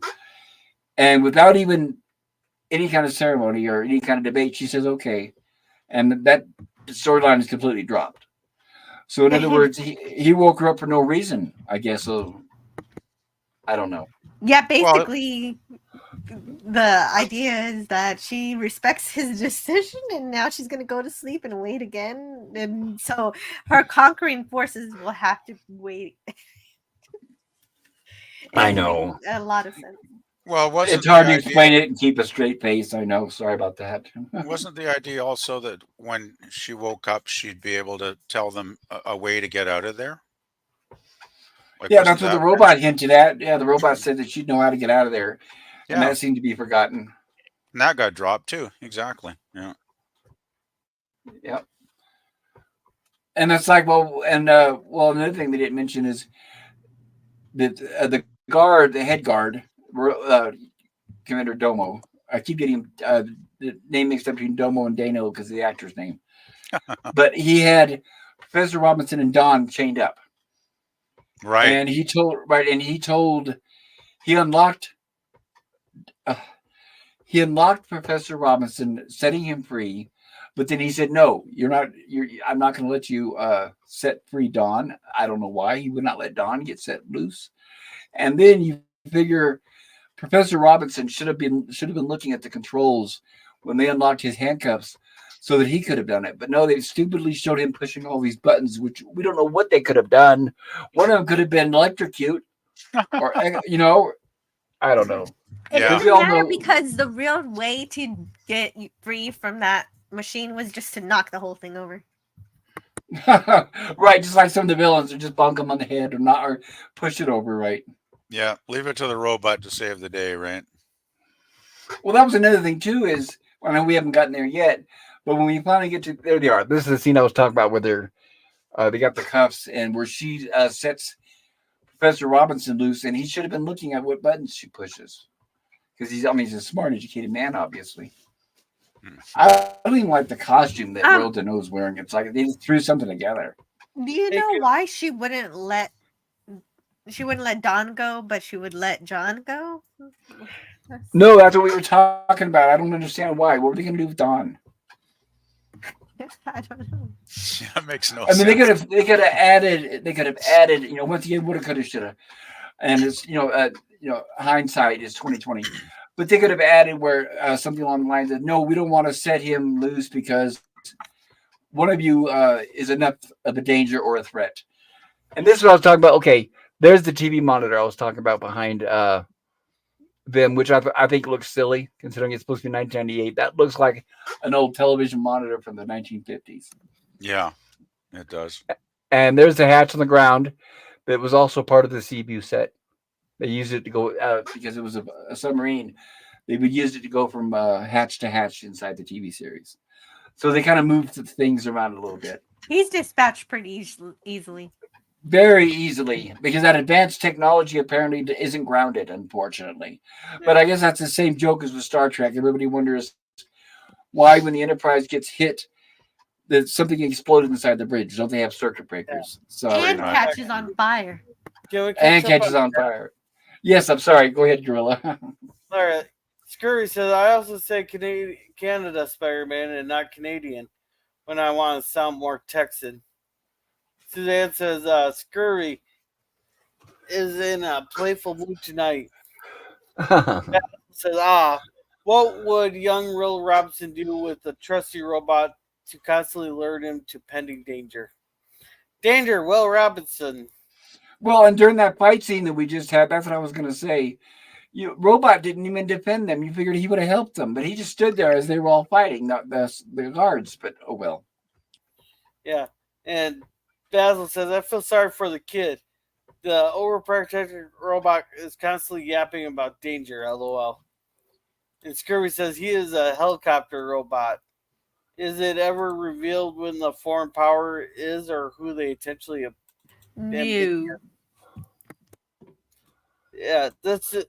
Justin, the actors are still on strike. No deal yet. Do we ever see Earth in Lost in Space? They were actually just at Earth. Yes. Too many episodes ago. But I don't want to give away too much, but we will see it again. But I'm not going to explain the circumstances. Alrighty. In the one that we did see already, Will gets teleported all the way to Earth and back. Right. So we've seen it twice. We saw it in the pilot where they left Earth, and then Return to Earth, where Will is teleported back to get the chemical. I can't remember the name of it now, but it saved their life, obviously. Some kind of food preserver. Iodextroitis or something. Close enough. And Scurvy says there are some episodes partially set on Earth. Suzanne says that sounds like it could be fun tribute stream. Carbon tetrachloride. That's it. I had to think for a second. Yeah, and Canadian Studies said, it's true, Scurvy. I've had a lot of jobs and different work keeps life interesting, eh? Love tongue-in-cheek humor. And welcome, Boomer. Welcome. Hello, Boomer. Good to see you. Hope you're doing well, sir. And Taylor Swift's giving us the turquoise waving guy. And he's saying hi to everybody. All right. So. Thank you, Gorilla. I appreciate that. Yeah, no problem. We're all caught up. Cool. All right, let me get this ready here. And while we're doing this, while we're talking, I'm getting ready to the teaser ready for next week. Hey, this is Matt After I hate the censors for not letting us knock him out for this. Stealing that part. Wait, for who knocking out who? Oh, Doctor. Oh, for him knocking out Dr. Smith. Yeah. He really does nothing. He's just like, why you jerk you, and doesn't really do anything. He's just like, Right. I hope you get what you deserve. He's about as bad as the old principal there. Back in my day, if we did that, blah, blah, blah. Yeah, the only thing he does is take the air conditioning part back. That's about it, right? Like nothing much. Well, apparently, I guess they established not very sincerely that each person aboard the Jupiter 2 has their own window AC unit for those windows on the Jupiter 2. Because that's what it is. So why would he have his own separate unit? Anyway, that doesn't matter. Why am I trying to make any kind of logic out of it? Obviously, the Jupiter 2 does not have windows.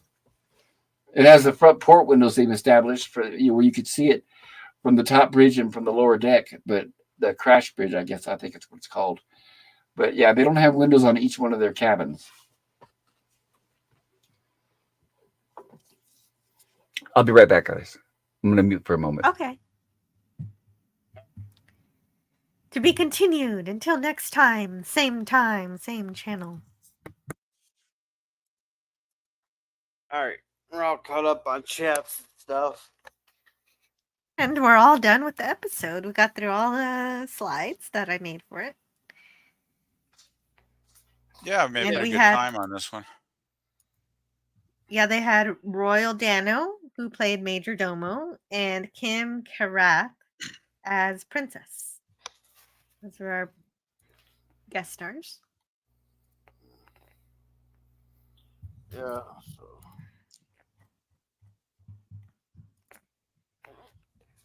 I don't want to be first this week.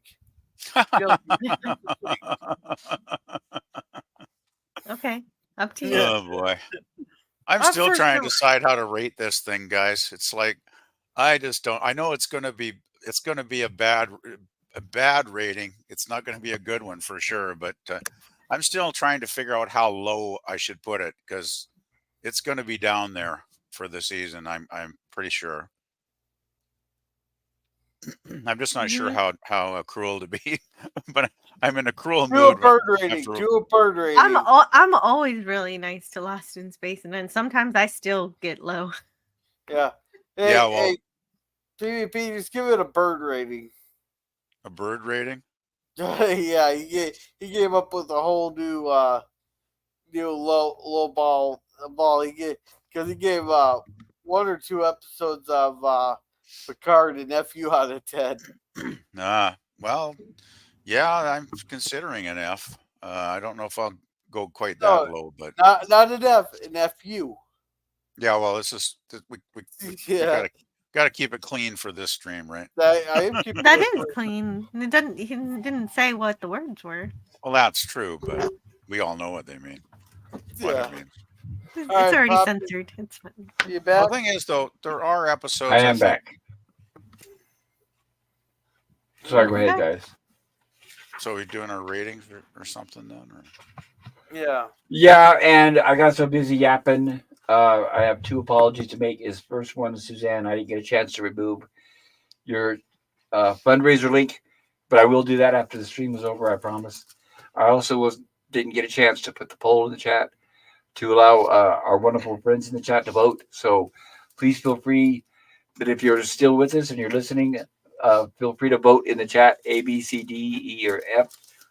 A, B, C, D, F scale on what you would review this episode as. And once again, like I've said before, you can review, you can grade the episode itself, or you can grade our coverage of the episode, whatever sounds good to you. So, and then I'll cover that what everybody votes for here after the panel reviews it.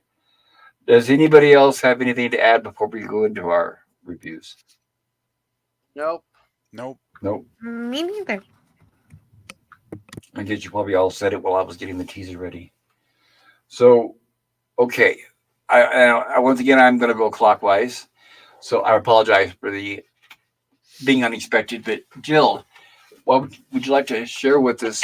Yeah, What you yeah. Gorilla was like, I don't want to go first, so he switched. I was wondering about it. Yeah, I noticed how it kind of changed places. Okay, so I give this one a D. I like a lot of the elements in this episode. There's like it's like there's an outline of something really cool here.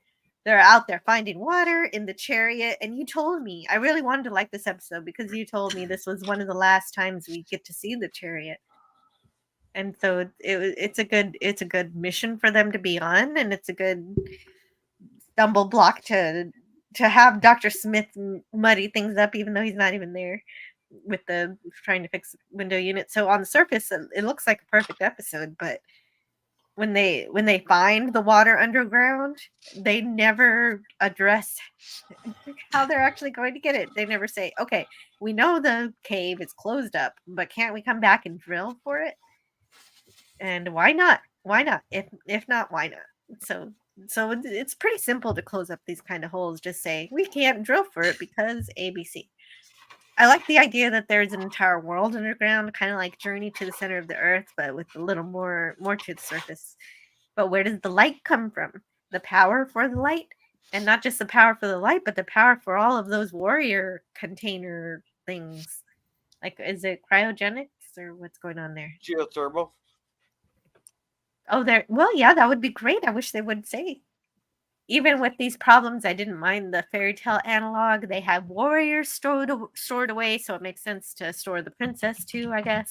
However, her capsule doesn't look like any kind of cryotube like the warriors do, so I'm not sure how she's being kept or why the kiss wakes her up. Given giving some kind of explanation for that would have made it a little better. It just this episode just is missing a little dose of imagination. I think there are Right. so many good elements that so much was unexplained. Like I'm pretty sure Mark Cushman said some of this, but I was away from the computer.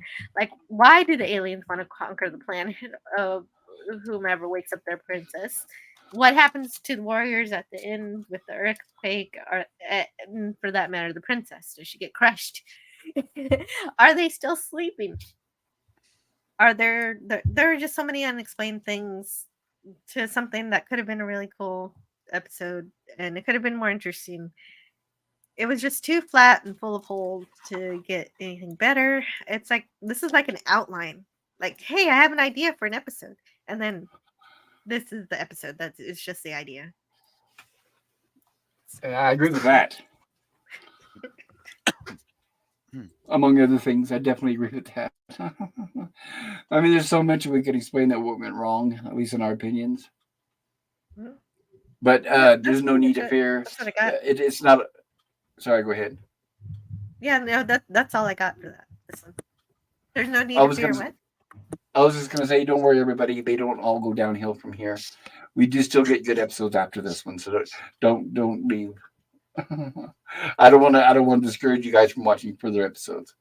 Lost in Space was kind of like a roller coaster when it came to the quality of their episodes. So every time we see an episode that leaves us baffled like this, we're gonna have some good episodes as well.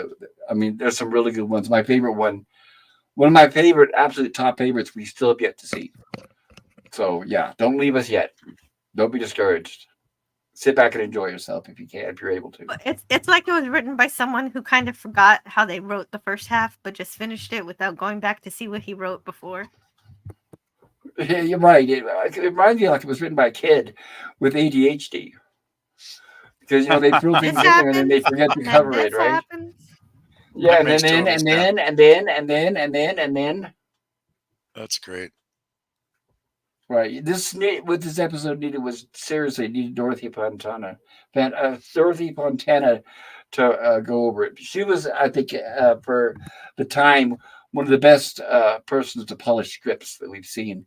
She did a lot of amazing work on Star Trek. They could have brought a little bit of help from her, in my Yeah, opinion.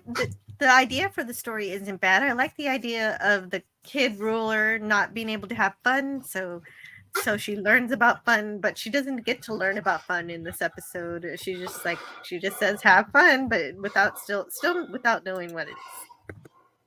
And of course, and then the line, "Oh, that's okay. I'll just go back to sleep." Oh, okay. So, and of course, because we know, considering they're underground, somebody should be stumbling along here really soon, right? But oh well. Yeah, Like I well, said, with the cave closed up, yeah, that's likely.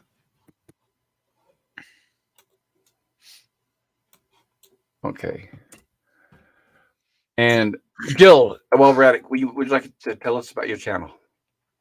Well, yeah, I have a channel, Antiderivative Jill, and I like to talk about science fiction, celebrate it a bit. And tomorrow we're going to review the Star Trek, the original series episode Enterprise Incident from season 3, and I can't wait. So that's going to be Oh my fun as soon as this is goodness! over. I'm going to go watch that. And I will be there for this one. So, and that's one of my favorite episodes. Mhm. So I can't wait. Yep. And last Friday I didn't get to do Alien 3 because I was busy, so we're going to do that. I mean, not that I was busy, but that I wasn't able to really prep for it. So this time I'll work on it and we'll do that. And then I'll see where I go from there. Thank you. Very cool, very cool. And I want to second that. Everybody, do check out Ed Road Jill's channel. It's amazing, entertaining, and she's got a lot of fantastic content. Oh, and I forgot. On Wednesday, I'm going to have my first membership stream. So if you're a member on my channel at any level, I'm going to have a discussion about something. And I will be there. Sweet. I'm glad to hear Thank that. you. Yes, Can't wait. and thank you for the reminder. And I'm glad you mentioned it here. So remember that, everybody. That's Wednesday on Antiderivative Jill's channel. Keep an eye out for it, and please set your notifications so that you'll know when it happens. That's another thing I need to start doing more often, is reminding people to set their notifications, because YouTube has got a really bad history. For some reason, they get turned off, and I don't know why. Yeah, if it's one thing to subscribe, but you got to hit that bell too. Yeah, exactly, exactly. And thank you for sharing your thoughts with us, Jill. You're welcome. Thanks for having me.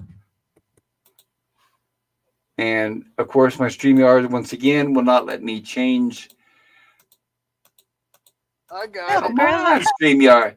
Yeah, because usually you get those three little dots in the top right corner, and I don't even have those, and I don't know what's going on with my StreamYards. There, now they're I got there. I got it. I got it.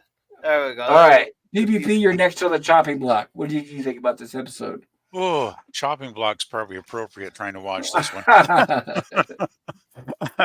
It was like, oh, it was so painful. Like, the sad thing is, I thought the first, like, 5, minutes, the intro with the chariot was great fun. I did like, the special effects, with all the explosions and lava and all the stuff going on. Thing I always liked about Irwin Allen shows is he always was really good at having good special effects, you know. Oh yeah, So that was he fun. loved his bangs and explosions. Yes. Yes, he did. So, once they get to the cave, um, and then I don't know why Will wanders off for some reason, in a place that they've never been to, that's totally unexplored, and who knows what danger might be there. And of course, he wanders off. So of course the robot, being, faithful, goes after him.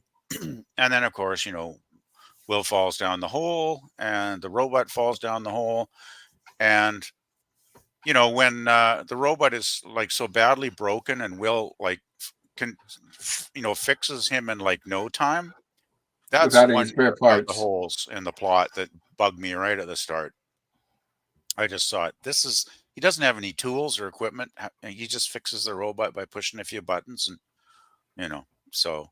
But anyway, there were just so many weak elements in this episode as it went along.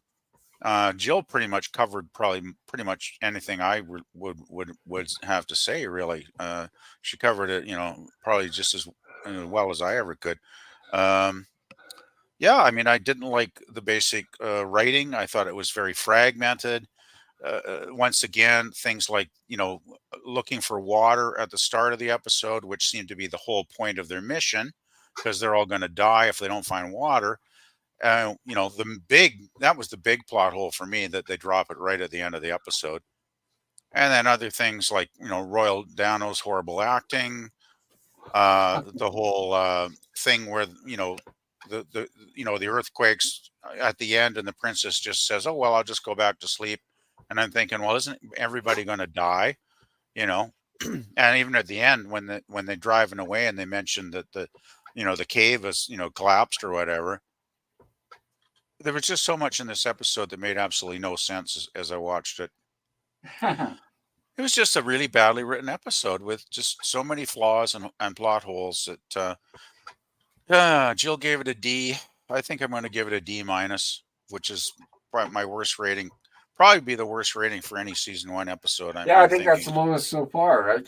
County, Yeah. I think is our lowest. Well, the Well, lowest for me she for didn't. sure. I know she didn't like the space droppers, so I remember Yeah, she I didn't think like she that one as might well. have So given no, that one a D. I'm not sure. yeah, it was. I know it was a I- lower grade than what you and I gave it, but we seem to be almost unanimous with this one. It seems like I think. Yeah, this Yeah, one you're just. right. I don't remember. Yeah, I gave it a D. You're right. Good memory.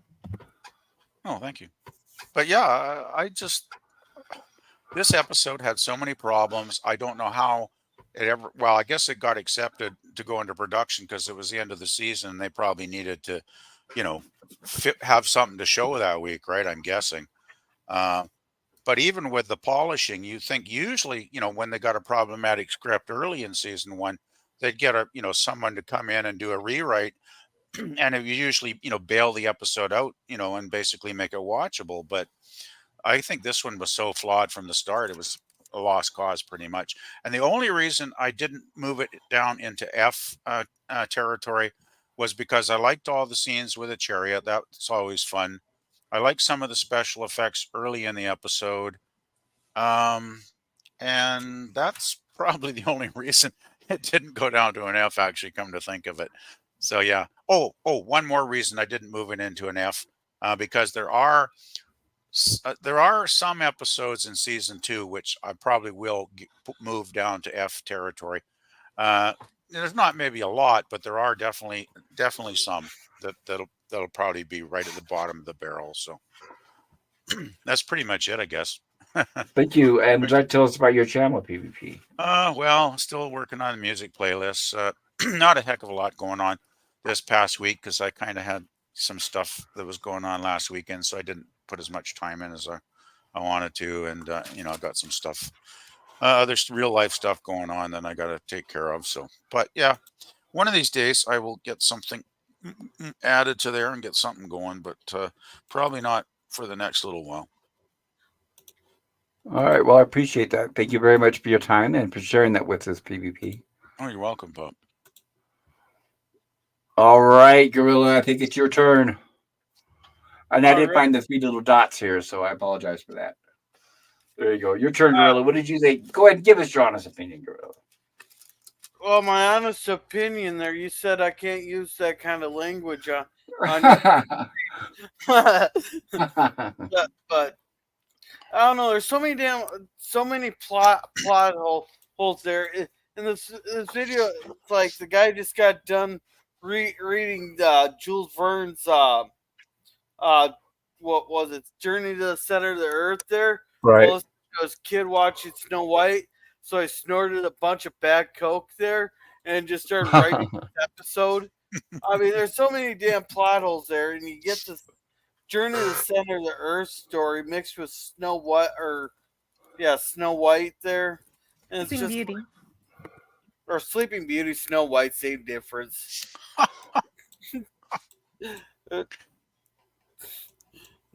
I don't even know what the difference between those two are, but anyhow. So yeah, One's a spell and the other one's poison. True. That's true. The poison apple by the witch. all right. But anyhow, you got the plot holes there. They're like the robot seemed a lot more incompetent this week than he normally is. There, especially with the earthquakes and all that. Will seemed out of character, wandering off there, like when he knew he should have probably stayed behind. He stayed where he was at there. Then this one here, I'll blame on the censors. All you get is just a wagging a finger at Dr. Well, he didn't even get a finger wagging at Dr. Smith. It's just a look at, like the looks. I used to get those looks from the X all the time that don't do nothing. Yeah, I really wish the censors would lighten up a little bit. I think There's ways, right? There's ways that he could have showed his anger more without violence. So Yeah, there could have been a little creativity there. Maybe give him some chores. Smith isn't going to do them, but at least try. like hand him a shovel and say, okay, well, for the next week or two, you're going to be digging, for water or something like that, right? Or he could, and even then, and then like, there's another plot hole. How were they gonna get the water back to the Jupiter there if they're hundreds of miles from the Jupiter? Right, literally, they actually established that. They said hundreds of miles. Yeah, so. Yeah, plus I don't know if it's just daylight savings time messing with me or not, but this was just a boring episode. This was clear F territory. Okay. Even though the first 5 minutes was entertaining, that's just polishing the turd. That's all it is. Yes, it is. Which I give you credit for that. I guess the rating could have been lower. But yeah. Oh yeah, I could give it a bird rating. And Gorilla, tell us about your channel while we got you up here. Well, we're resuming Justified there. I think we're gonna, once we finish up Justified, I might change it up to I don't know what we'll, if I want to just switch it to like a review type thing or continue the watch parties. Because usually it's just being Germ on Wednesdays, but I enjoy watching the show. But then on Friday there, we are doing the Waltons, and this Friday is the Bequest there. Come for the show, stay, because you don't know what's going to come out of my mouth. The PvP can vouch for that one.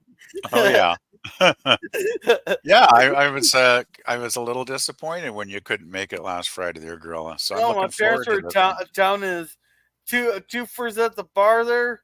Oh yeah. There and everything. So plus Yeah, my I got parents your tweet, so I totally understood what was going on. Yeah.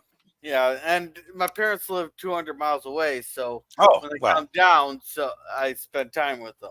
Yeah, definitely. That makes total sense. Yeah. And me and my mom spent Dad was out chasing Bambi. Me and my mom spent the weekend watching season 7 of The Waltons. Oh, cool. Yeah. So then on Saturday we should have Babylon 5 Call to Arms.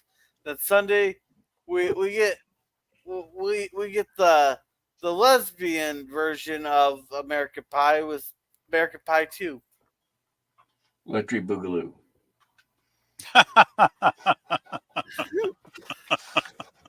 Thank you, Gorilla, for sharing that with us. I appreciate it. And I do also recommend his channel, everybody. Do check out. He's got a lot of funny stuff on there. Oh, and I'm going to have a 600 sub stream one of these days. Oh, woohoo. Right. That's right. It's time. Yeah, you should try to do it if you can this upcoming week. Yeah, because I got to sing, what was it? It's Raining Men for you, Pops. That's right. Everybody, and you want to be here for that. Right, you want to be here for that, guys. Special presentation of Gorilla singing It's Raining Men. Yeah, if you could do it anytime between Thursday night and Sunday night, I should be able to make it for sure, Gorilla. Yeah, maybe Thursday after Germ stream. Yeah, that'd be great. I appreciate that. Okay, so I guess now, unfortunately, it's my turn, and I've got to bear the truth on this episode as well. And I'll try to say something you guys haven't already said, if that's possible. I know we've already covered, we've discussed all the holes in the plot during the episode, and you guys, all of you on the panel, pretty much summed it up for me. But I have to second, yes, I would have to say Royal Dino was the weakest. We've now got the weakest villain so far this season. And I know it's been kind of, even with last week with All That Glitters, I know, and with Bollocks and all that, I know that was kind of, I thought, weak too as characters. And also with the Space Croppers, that was kind of a weak as far as the villain of the week goes. But this one, I would say it hit a new low. But like I said, what keeps me going is knowing that there are going to be more episodes that are better in the future. and it showed obviously the lack of imagination when it came to the sets, because at this time people were actively watching Voyage to the Bottom of the Sea every week. So I mean, if you thought we recognized the sets, I'm sure even back in the '60s people did as well. I mean, that spiral staircase when they went up and down, that automatically stood out immediately, and the hatch on the floor. It's like, oh yeah, and I haven't seen Voyage in years, but I recognized the sets immediately. I mean, they're just as iconic as the Jupiter 2. If you saw that pop up in a different show, you'd recognize it. Yeah, I'm glad you mentioned that because as soon as I saw it, thought to myself, I've seen this, but I couldn't place it, right? So, yeah, Yes. Well, right, because you probably haven't seen Voyage in many, many years as well. probably 20 years at least. Oh, yes. And I do recommend it, everybody. Like I said, it's a good show. Overall, the Irwin Allen shows were interesting and they're worth watching. So I do recommend Voyage to the Bottom of the Sea, The Time Tunnel, Land of the Giants, and all that stuff. I mean, they're good to watch. I'm not sure if they are streaming anywhere, but if not, you can check them out. I'm sure they'll probably be on Soap Today, and we will be throwing in a link to that. I also have links posted on my community tab on my YouTube channel for Soap Today. If you keep an eye out, you'll see them down there. Just go to that website and then search for whatever you're looking for. They seem to be fairly thorough. Oh, if they're And not I'm on gonna there, I got other sites. yes, Gorilla knows he's the expert. He's been into this longer than I have. Oh, actually, I got it from LDG, so Okay, he's well that the makes sense. That's where because yeah, he definitely, and I'm gonna agree with that one. So I'm gonna go along with you guys, and I'm gonna give this an episode. I'm gonna be generous and give it a D. Like I said, for everybody in the chat, if you haven't already done so, please put A, B, C, D, or F in the chat. Give us your review, and we're gonna be reading the chats here in a moment, and then we'll read all those out loud. And I do apologize for forgetting to put the poll in the chat. I should have done that, especially considering the stream started an hour later than I had planned originally. Nope, Poochies, not now. Sorry, I fed them recently, so that happens.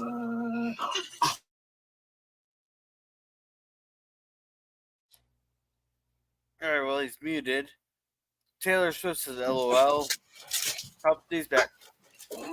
Yeah, I'm back. I'm silencing these pooches.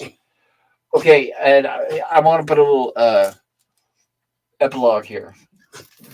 The release, the CBS premiere of this episode was April 13th, 1966, and they repeated it during the summer, as what most shows do or did back then. The week that The Lost Civilization had its first of two CBS broadcasts, another bomb was dropped. In fact, many bombs, as the U.S. launched the first B-52 bombing missions over North Vietnam. The Ballad of the Green Berets by Staff Sergeant Barry Sadler was still the top-selling album in America. At least we had a new top song on the radio, which was You're My Soul and Inspiration by the Righteous Brothers. The top-grossing film in the movie houses was The Singing Nun, starring Debbie Reynolds. And you thought this episode of Lost in Space was bad. Yeah, right, and I'll mention that, you guys. What that's referring to is there was a one-hit wonder, a song that came out called "The Singing Nun" that was actually sung by a nun. Not a very good song. No offense to her. And in the movie, the wonderful Debbie Reynolds portrayed her, and it was a bad movie. None of the syndicated newspaper television review columns bothered with this episode. This episode came out second in the ratings, only behind Batman. Batman was earned 42.3% of the share that week. Lost in Space got 26.6%. And The Virginian was number 3. The Lost Civilization, arguably the single worst episode from Lost in Space's first season, was given a network repeat airing, while fan favorites such as Welcome Stranger and My Friend Mr. Nobody were not. The rerun schedule was decided by Irwin Allen and CBS, but all indications are the network did not want to repeat the earlier episodes which depicted Smith and the robot as being a direct threat to the children in the series. So apparently they were trying to move away from that. And with an audience share of 34.4, The Lost Civilization received the highest Nielsen rating of all the summer repeats, believe it or not. Oh man. So that's interesting. Not only were in the scripts were they getting away from Dr. Smith and the robot being evil and more on a comedic tone, but they were also not getting away from they were getting away from showing them as repeats. So we didn't get those episodes again until Lost in Space went into syndication, and I did not know that previously. Um, my channel tomorrow night at 7 p.m. Mountain Time. We're going to be covering Hatchet. Please look up because I'm losing track of which is which. Please look up what time 7 p.m. Mountain Time is for you. And if you're able to, please join us. If you have not watched it, it's an amazing movie. I think you'll be pleasantly surprised. I think it'll be better than you expect. I'm not usually one for referring just mindless slasher movies. I think you'll be glad. And I think it's going to be a fun stream tomorrow night. It'll be good to get back into those streams again. And then, like I said, we will return, barring anything hell raising over, but or whatever. We will be doing Gilligan's Island on Wednesday. We're going to be finishing up the second season of that as well. And then I'll be back around on next Saturday night at 7 p.m. Mountain Time for another Rumblings from the Lab. And now's a good time. Okay, we're going to go ahead and get caught up on the chat. And if any of you gave us your rating in the chat, we're going to go ahead and cover that now. If there are any chats that we accidentally skip over, please let us know. And I'll make sure that we do cover that because we do want to cover everybody and we don't want anybody to feel left out because I wouldn't be here without the chat, obviously. So I appreciate that. Gorilla, do you know where we left off on the chat? Was it with Lemon Pie? Yeah, with the high Taylor Swift here. And Suzanne says, "Thank you. I don't need the hassle from certain people about it." Okay, that's about her thing there. Well, let me brush on that really quickly. Suzanne was treated horribly and for no reason, and she did not deserve. Oh yeah, thank you for changing that. And she did not deserve it. So don't listen to what you guys hear when you guys hear negative things by negative people on other channels. Uh, uh, And by the way, Suzanne, that same person has done streams about me as well and about all of us at one point. That's why I don't go yeah. back to that channel anymore. Since you brought it up, I won't mention any names, but I was viciously attacked on Sunday by that said person. I have That's not what I listened to mean. the Yeah. stream because I don't want to poison my mind because I got my work week ahead of me, so I don't want to listen to that garbage. But I will check it out Thursday night once my work week is complete, and I will see exactly what was said. But going by the title of the stream, it was very vicious, very nasty, very mean spirited, and I want nothing to do with that person anymore. Absolutely nothing. Yeah, I unsubbed a couple months ago at least, and I don't go back. Yeah. I don't need somebody who would just their entire stream is based on negativity and attacking other people behind their backs. Yeah. Well, I So, went on Suzanne, don't let it sci-fi. bother you. Don't let it bother you, Suzanne. If somebody has mental issues, Yeah. that's their Suzanne's such a personal nice person. problem. She is, and then see that's the problem is that person goes after nice people. So Yeah, yeah, well, don't let it yeah. affect you personally. Like I said, that person has done streams about me, and I don't even bother. It's like I don't care. I almost consider it a Yeah, compliment these yeah. days. Well, yeah, it's like a badge of honor almost, isn't it, Pop? Right? We all go In through a it weird way. eventually. We do, and it's really sad. I wish that person a happy life, not full of misery and lashing out at people. I hope something changes. Yeah, it's hard to understand, really. I just want to quickly mention, and then I'll drop this. Sci-Fi invited me on one of his open panels on the weekend, and he was actually discussing this about how divisiveness in the community is not a good thing, how it's harmful, and we had a good chat conversation about it for quite some time. A bunch of us on there, so it was Well, the good news is, very good. right? The good news is there's very few people that are divisive that do that. So the Exactly. majority of us are nice and respectful, and that I'm happy about. That's the reason why I'm still here. And Right. for those of us that are nice and respectful, I consider true friends. And I want you to know you can always have a place to come here to be free from ridicule or from somebody lashing out for no reason at all. Because every time it happens, it's for no reason. And all it does is show the depravity of that person and Yeah, how because desperate they are. I've had them on panels and they start, doing their tirades, and it's like just the bully stuff starts coming out, and I'm just tired of responding to that and trying to defend myself because I shouldn't have to do that, right? And Yep. yeah, I'm just really fed up. Same Anyway, here. I won't I say don't. anymore. That's right. I don't go to that channel. Exactly. I haven't been on. I don't remember the Yeah. last time I was on there. I The just got trouble is tired of there it. are still Yeah. people I consider friends, people I like, and sometimes that person will pop on their panels, and I don't know whether to just leave or just, to tolerate it, but I'm really getting sick of it, you know? I do. I just leave out and go back. Yeah, I think And I that's might. how they live.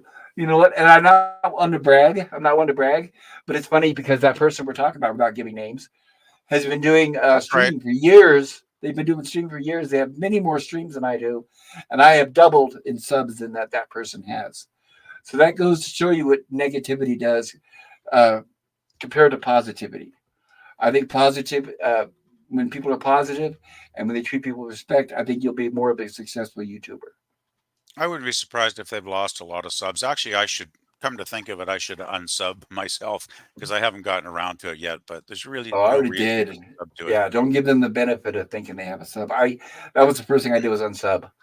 And like I Yeah. said, I don't even go back. And I have had people say, "Hey, that person's talking about you," and I'm like, "Yeah, what else is new?" But I don't want Yeah. the heartache and I don't want the misery, so I don't even bother. Even if I know that they did a stream about me with my name in it, I don't go back and look at it because I don't care. I'm beyond that. I'm not Right. childish. Yeah, I know I've been Sticks attacked and at least. stones, right? I don't let it bother me. Yeah, I've been attacked at least twice by this person, and it's really kind of ridiculous and sad. Right. What's worse is that they get worse when you don't give them attention, just like a child. When you don't give them attention, then it gets worse and it snowballs. Really, eh? Yeah. Well, Yeah. I never respond. I never leave a comment on any of their stuff because I can't be bothered, right? So, yeah. No. And like right now, I'm sure that person is listening probably, and they're going to do a bad stream about me just for talking about it. And it's like, I don't care. Go for it. Well, they've done bad streams about you. They've done. I even All of learned us, about every Jill. person on this panel, every Yeah, person on Gorilla this Jill. panel I has been didn't under the realize. target. Yes, every Wow. person on this panel has been targeted by this person we're talking about at least once or more. Oh, I I'm didn't not even So, know. surprised. No, I guess so.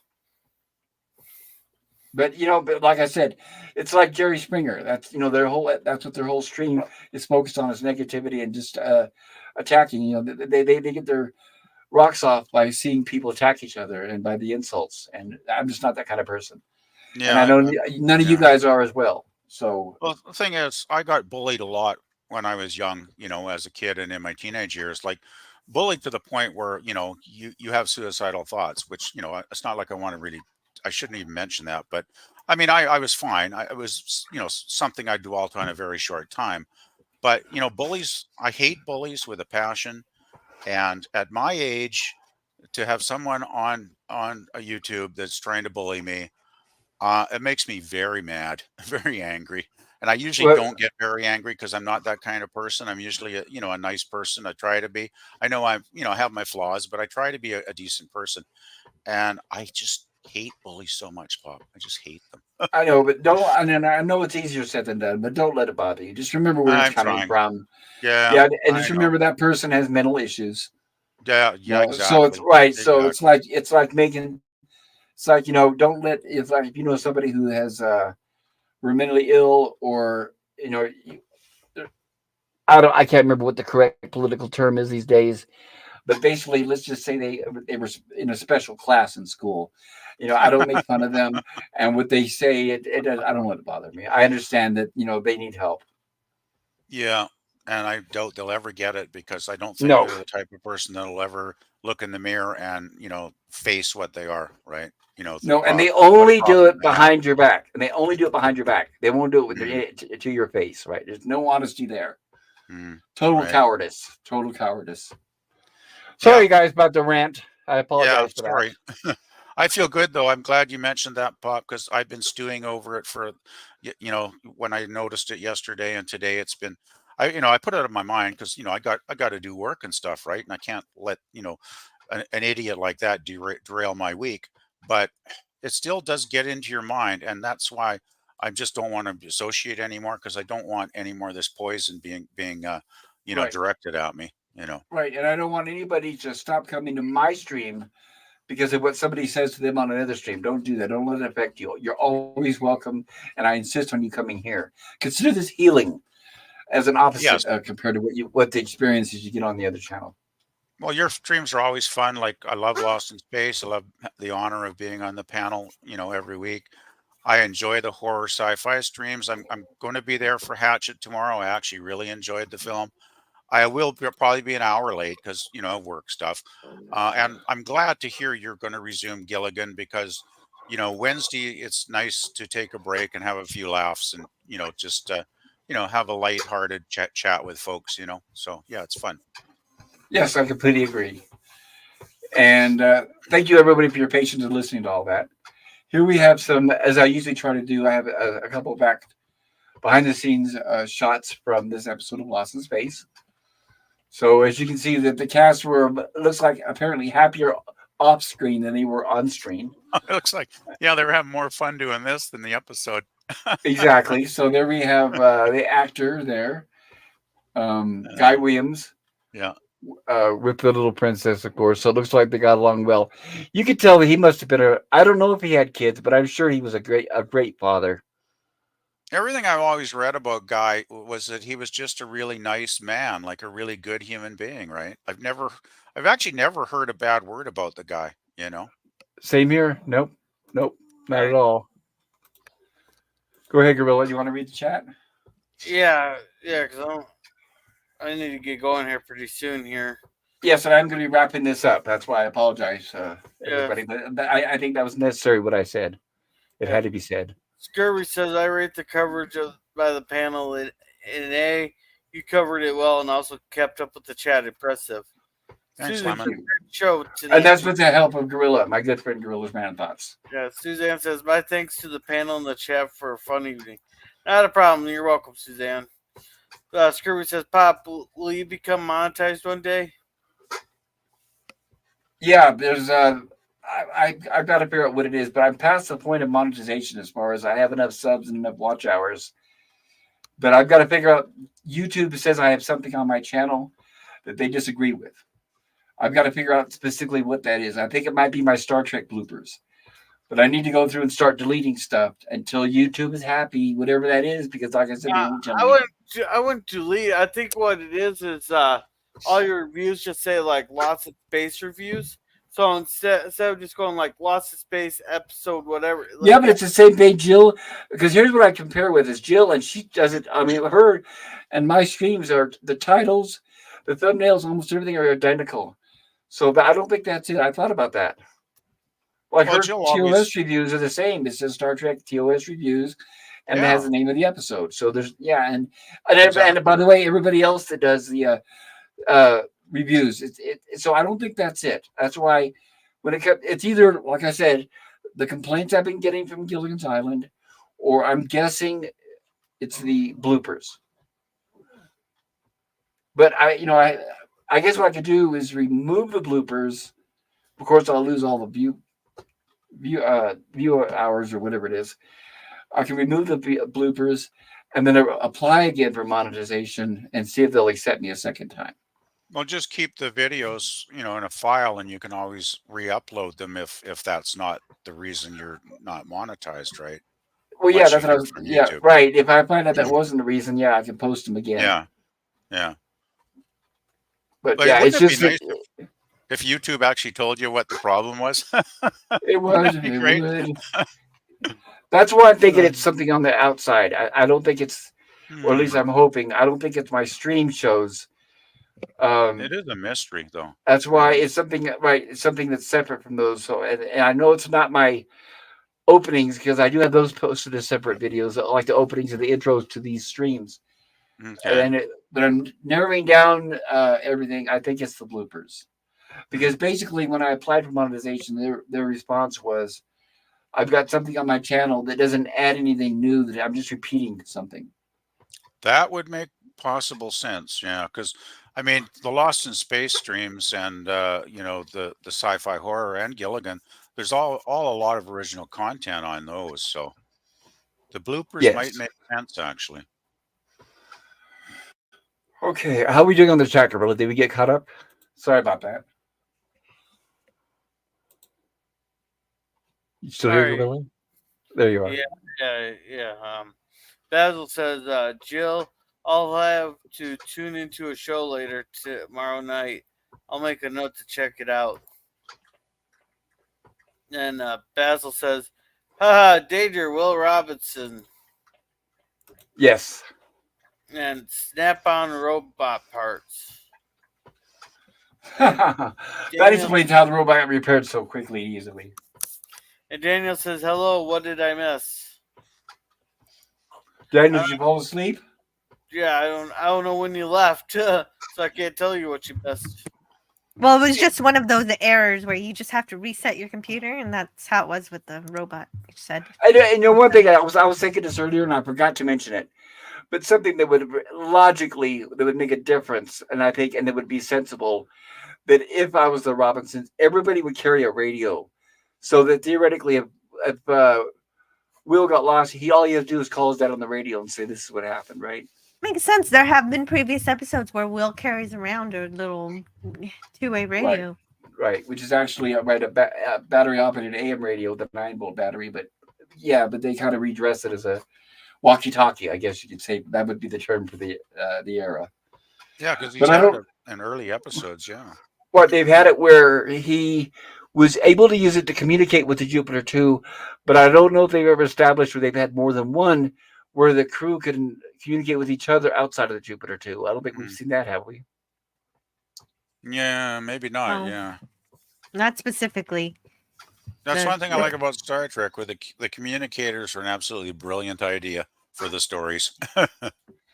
Right, and then when it helps the plot on Star Trek, either the bad guys take the communicators away from them, or there's some kind of radiation or something in the atmosphere where they're cut off from the communications with the ship. So they have some reason to explain it for helping out, for convenience of the plot, right? Or Yeah, they every, used it in the plot. Exactly. or every single type of rock blocks communication signals. Or explodes. Yeah, but Basil says, "Hi, Daniel. Our good friends Will Robson and Robot fell into a hole while searching for water. Robot was damaged, and Will manages to put him back together with no tools. Ha ha ha." Then Basil says, "Caution! Gorilla's arms waving out of control." Right, the plot hole was so big that Will and the robot fell into it. Yeah, and Suzanne says, "Peace out, everyone. Thanks for coming out." Well, thank you're you, welcome, Suzanne. It's Suzanne. my pleasure as always. Hey, Always- man, I didn't come out of the closet. I'm telling you that right now. There you go. Always nice to see you, Suzanne. Ha. Yes, thank you, Suzanne. And you're always welcome here, Suzanne. Like I said, once again, I'm going to reiterate: don't let anybody stop you from coming to my channel. That's all. They're just sad because they don't have friends. So let's just put it that way, right? There. Sad. And Basil says, "All good, Suzanne. See you in the next stream." Says, "Land of the Giants. It could be interesting," says Basil. Daniel says, "Good episode. I give it a B plus." Oh, very cool. And you Wow. were a lot Glad nicer you liked than it. anybody else on the panel. Yeah, and Spidey says, B-52s were incredible planes. Agreed. That's why we're still using them. Still using them, and I refueled them, and they. Oh my God! As you guys know, airplanes, they hold the fuel in the wings, and those B-52s are massive, and they okay, on an airplane they go by gallons, and those things would hold.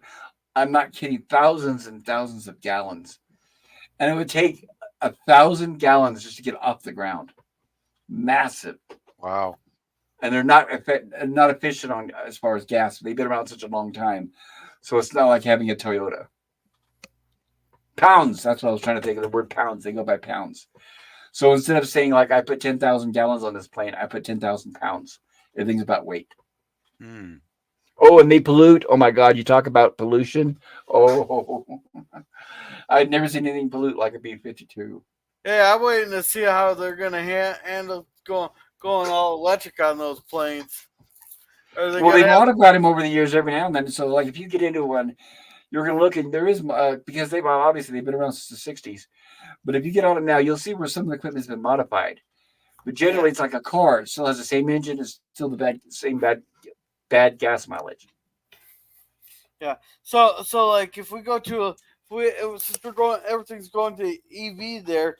When our B-52s become electric vehicles, is the refueler that's in the air going to have a long extension cord hanging out the back of your Right. Well, you're right. You notice that we haven't heard any mention of electric airplanes, right? Because we all know that number one, that's not going to happen, and number two, this push for electric cars is temporary. It's a fad that's going to go because I mean, the cheapest ones are upwards of 67,000, and unless the government's going to subsidize and give everybody money to buy one, it's just not going to happen.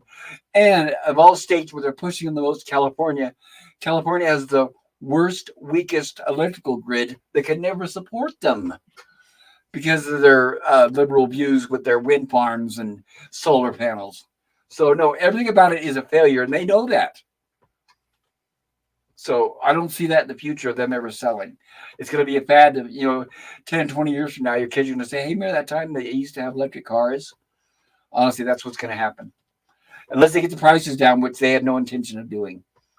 And Yeah. I'm usually fairly accurate when it comes to predictions like that.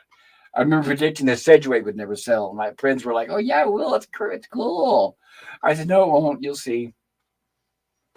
A lot of people are saying, what's that? At least So, we have yeah, the meme, a chimpanzee riding on a Segway. I know it. Right. I even said then, I said, no, people are going to want to walk. It's only for the absolute laziest of people. And of course, Paul Blart did not really do anything to really convince me otherwise. That movie came out and it was like, yeah, see, that's the perfect example of who would use one. Yeah, well, it was a totally impractical invention. Like, you either walk or if I'm going to the grocery store, I want to take my car. I'm not going to go on a Segway because how will I get the groceries home, right? It's like Right, we're crazy. not completely. We're getting there, but we're not completely like Wally yet, right? The movie Wally. Yeah. Well, they're trying to build 15-minute cities, is what it is. Oh yes, of course. And they don't want us driving cars. They want us all on public transportation. Well, they get in the Forget big that. powerful jets that shoot. When they get on their jets, they use up more smog than most of us in a lifetime. But they don't talk about that, Hmm. Yeah. right? So we Oh all know yeah, yeah, they're right. right On the way to the environmental conference, they go to on on the jet. exactly on the way to the environmental conference is right. So we all know that it's not going to last, and it's a bunch of hooey. All right. So, is there anything I'm going to be okay? Are we caught up on the chat, Gorilla? I want to make sure I got No, all the. we're way behind here, and Oh, I'm okay. Let's do that really quick. I know it's late for you, and I'm sorry, Gorilla. If you want to call it a night at any time, let me know, Gorilla. all right. Daniel says Doctor Smith was evil in the Lost in Space '98 movie. This Doctor Smith is just a cartoon villain. When they made the '98 movie, Daniel, Jonathan Harris, the original Doctor Smith, was still alive, and they offered him the role. Actually, they offered him the role of the Sabbath, not him, but the older guy that he was supposed to meet up with. But either way, him and Billy Mooney turned down the script because they saw how bad it was. Sorry, go ahead, Gorilla. Alrighty. Basil says we are in difficult and emotional times, folks. We have two serious wars in progress, and both are causing strife with Russians, Ukrainians, Jews, and Palestinians. The And best thing China. the best thing we could do is relax and not get involved in a bitter argument with someone. Just do the research on both issues and try to understand. But yeah, why argue? Because we have no control over it. So don't let it bother you guys. Don't dwell on it. Yeah, that's why I rarely want to talk politics on a stream because Right. I Doesn't matter figure what it's we say or pointless. believe. Right. Doesn't matter what we say or believe. They're not going to change anything for us. So Exactly. And it go ahead. just creates bad feelings amongst people, I figure. Right. So Go ahead, Gorilla. Alright, these streams are designed to help us have a good time and our mind off the garbage going on. exactly. Yes, exactly. Right. Basil, great attitude. Happy to have you, Red Cheek, here. Daniel says, I love Sci Fi Nation's last stream. When I saw it, I came on like lightning divisions in the community. I too have been abused by certain people in the community. I lost friends over lies. It's ridiculous, yeah. It He is. said, It's terrible. "Well, good point, Pop Gorilla. You know it's okay to disagree with the point of view, but don't resort to insults or disparaging someone's stream. Just voice your opinion in the comments in a respectful manner."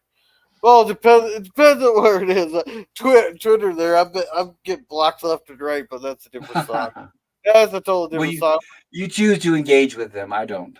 But that's okay. It's fun, especially when they don't respond to you. They just block you right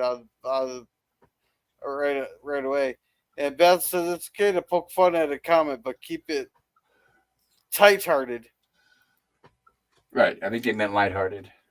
Yeah, and I think it's important to expose these people to bring the light to the negativity they do.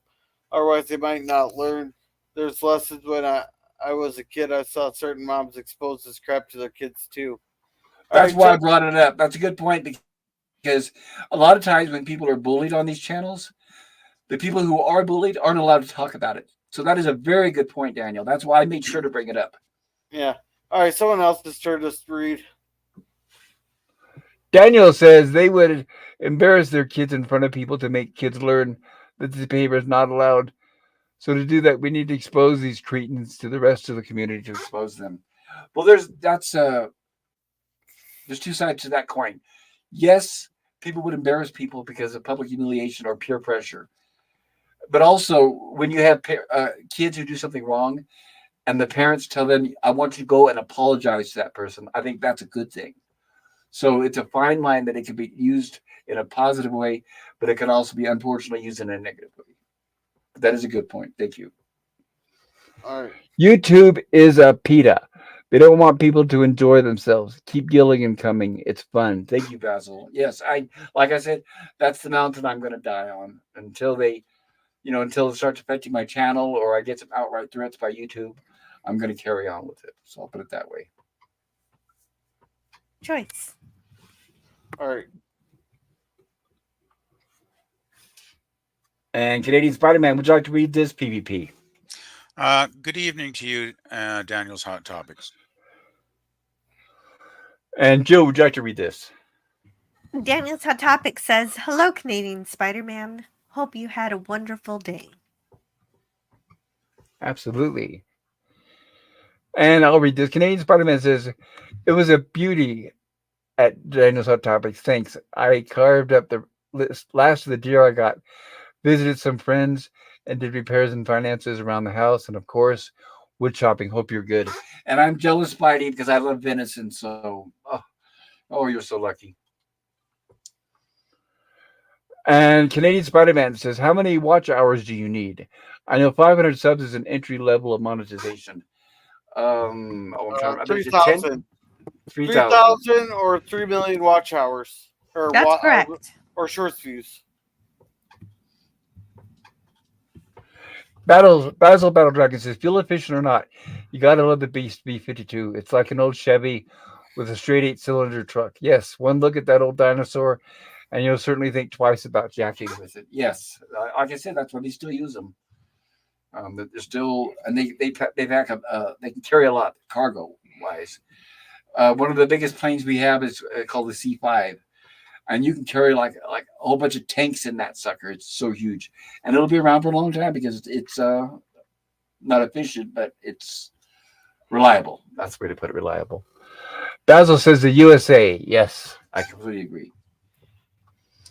And Daniel says, who gave us the cure for cancer? Was it the Greys or one of the other ones? Well, the thing is that I think that the pharmaceutical companies came up while doing other things, came up with the cure for cancer. It could have been influenced by from the outside, but I'm sure the cure came up decades ago.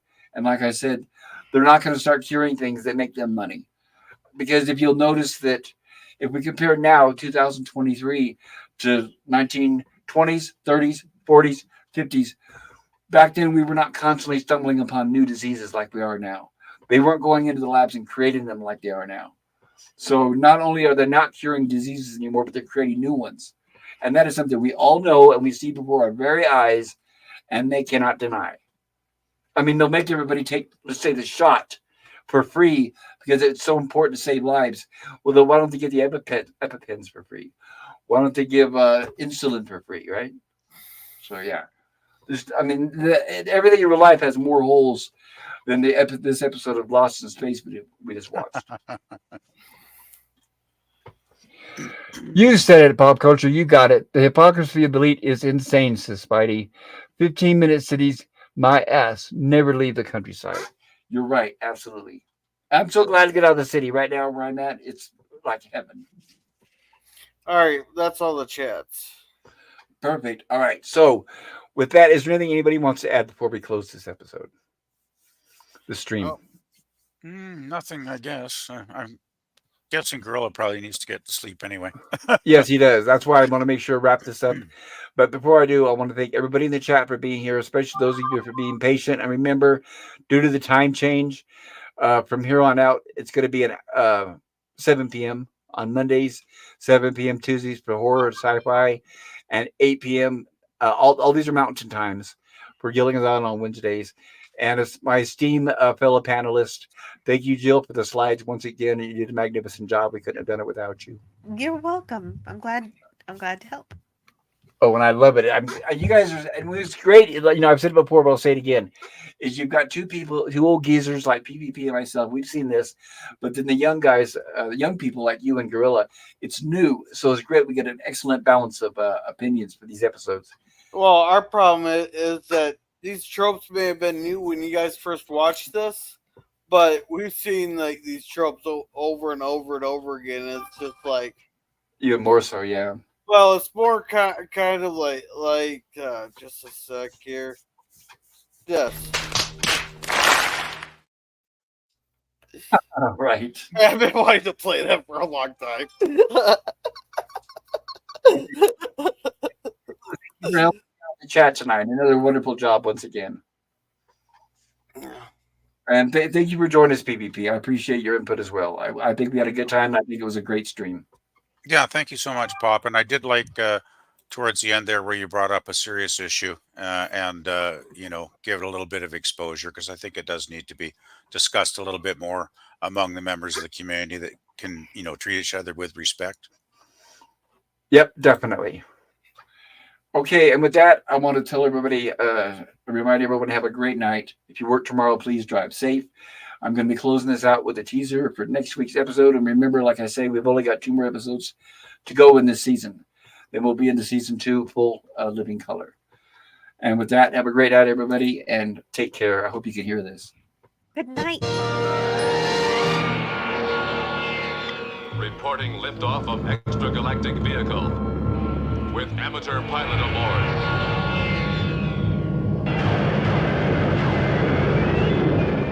Will Robinson. He's reversing the irreversible. Don't drive away!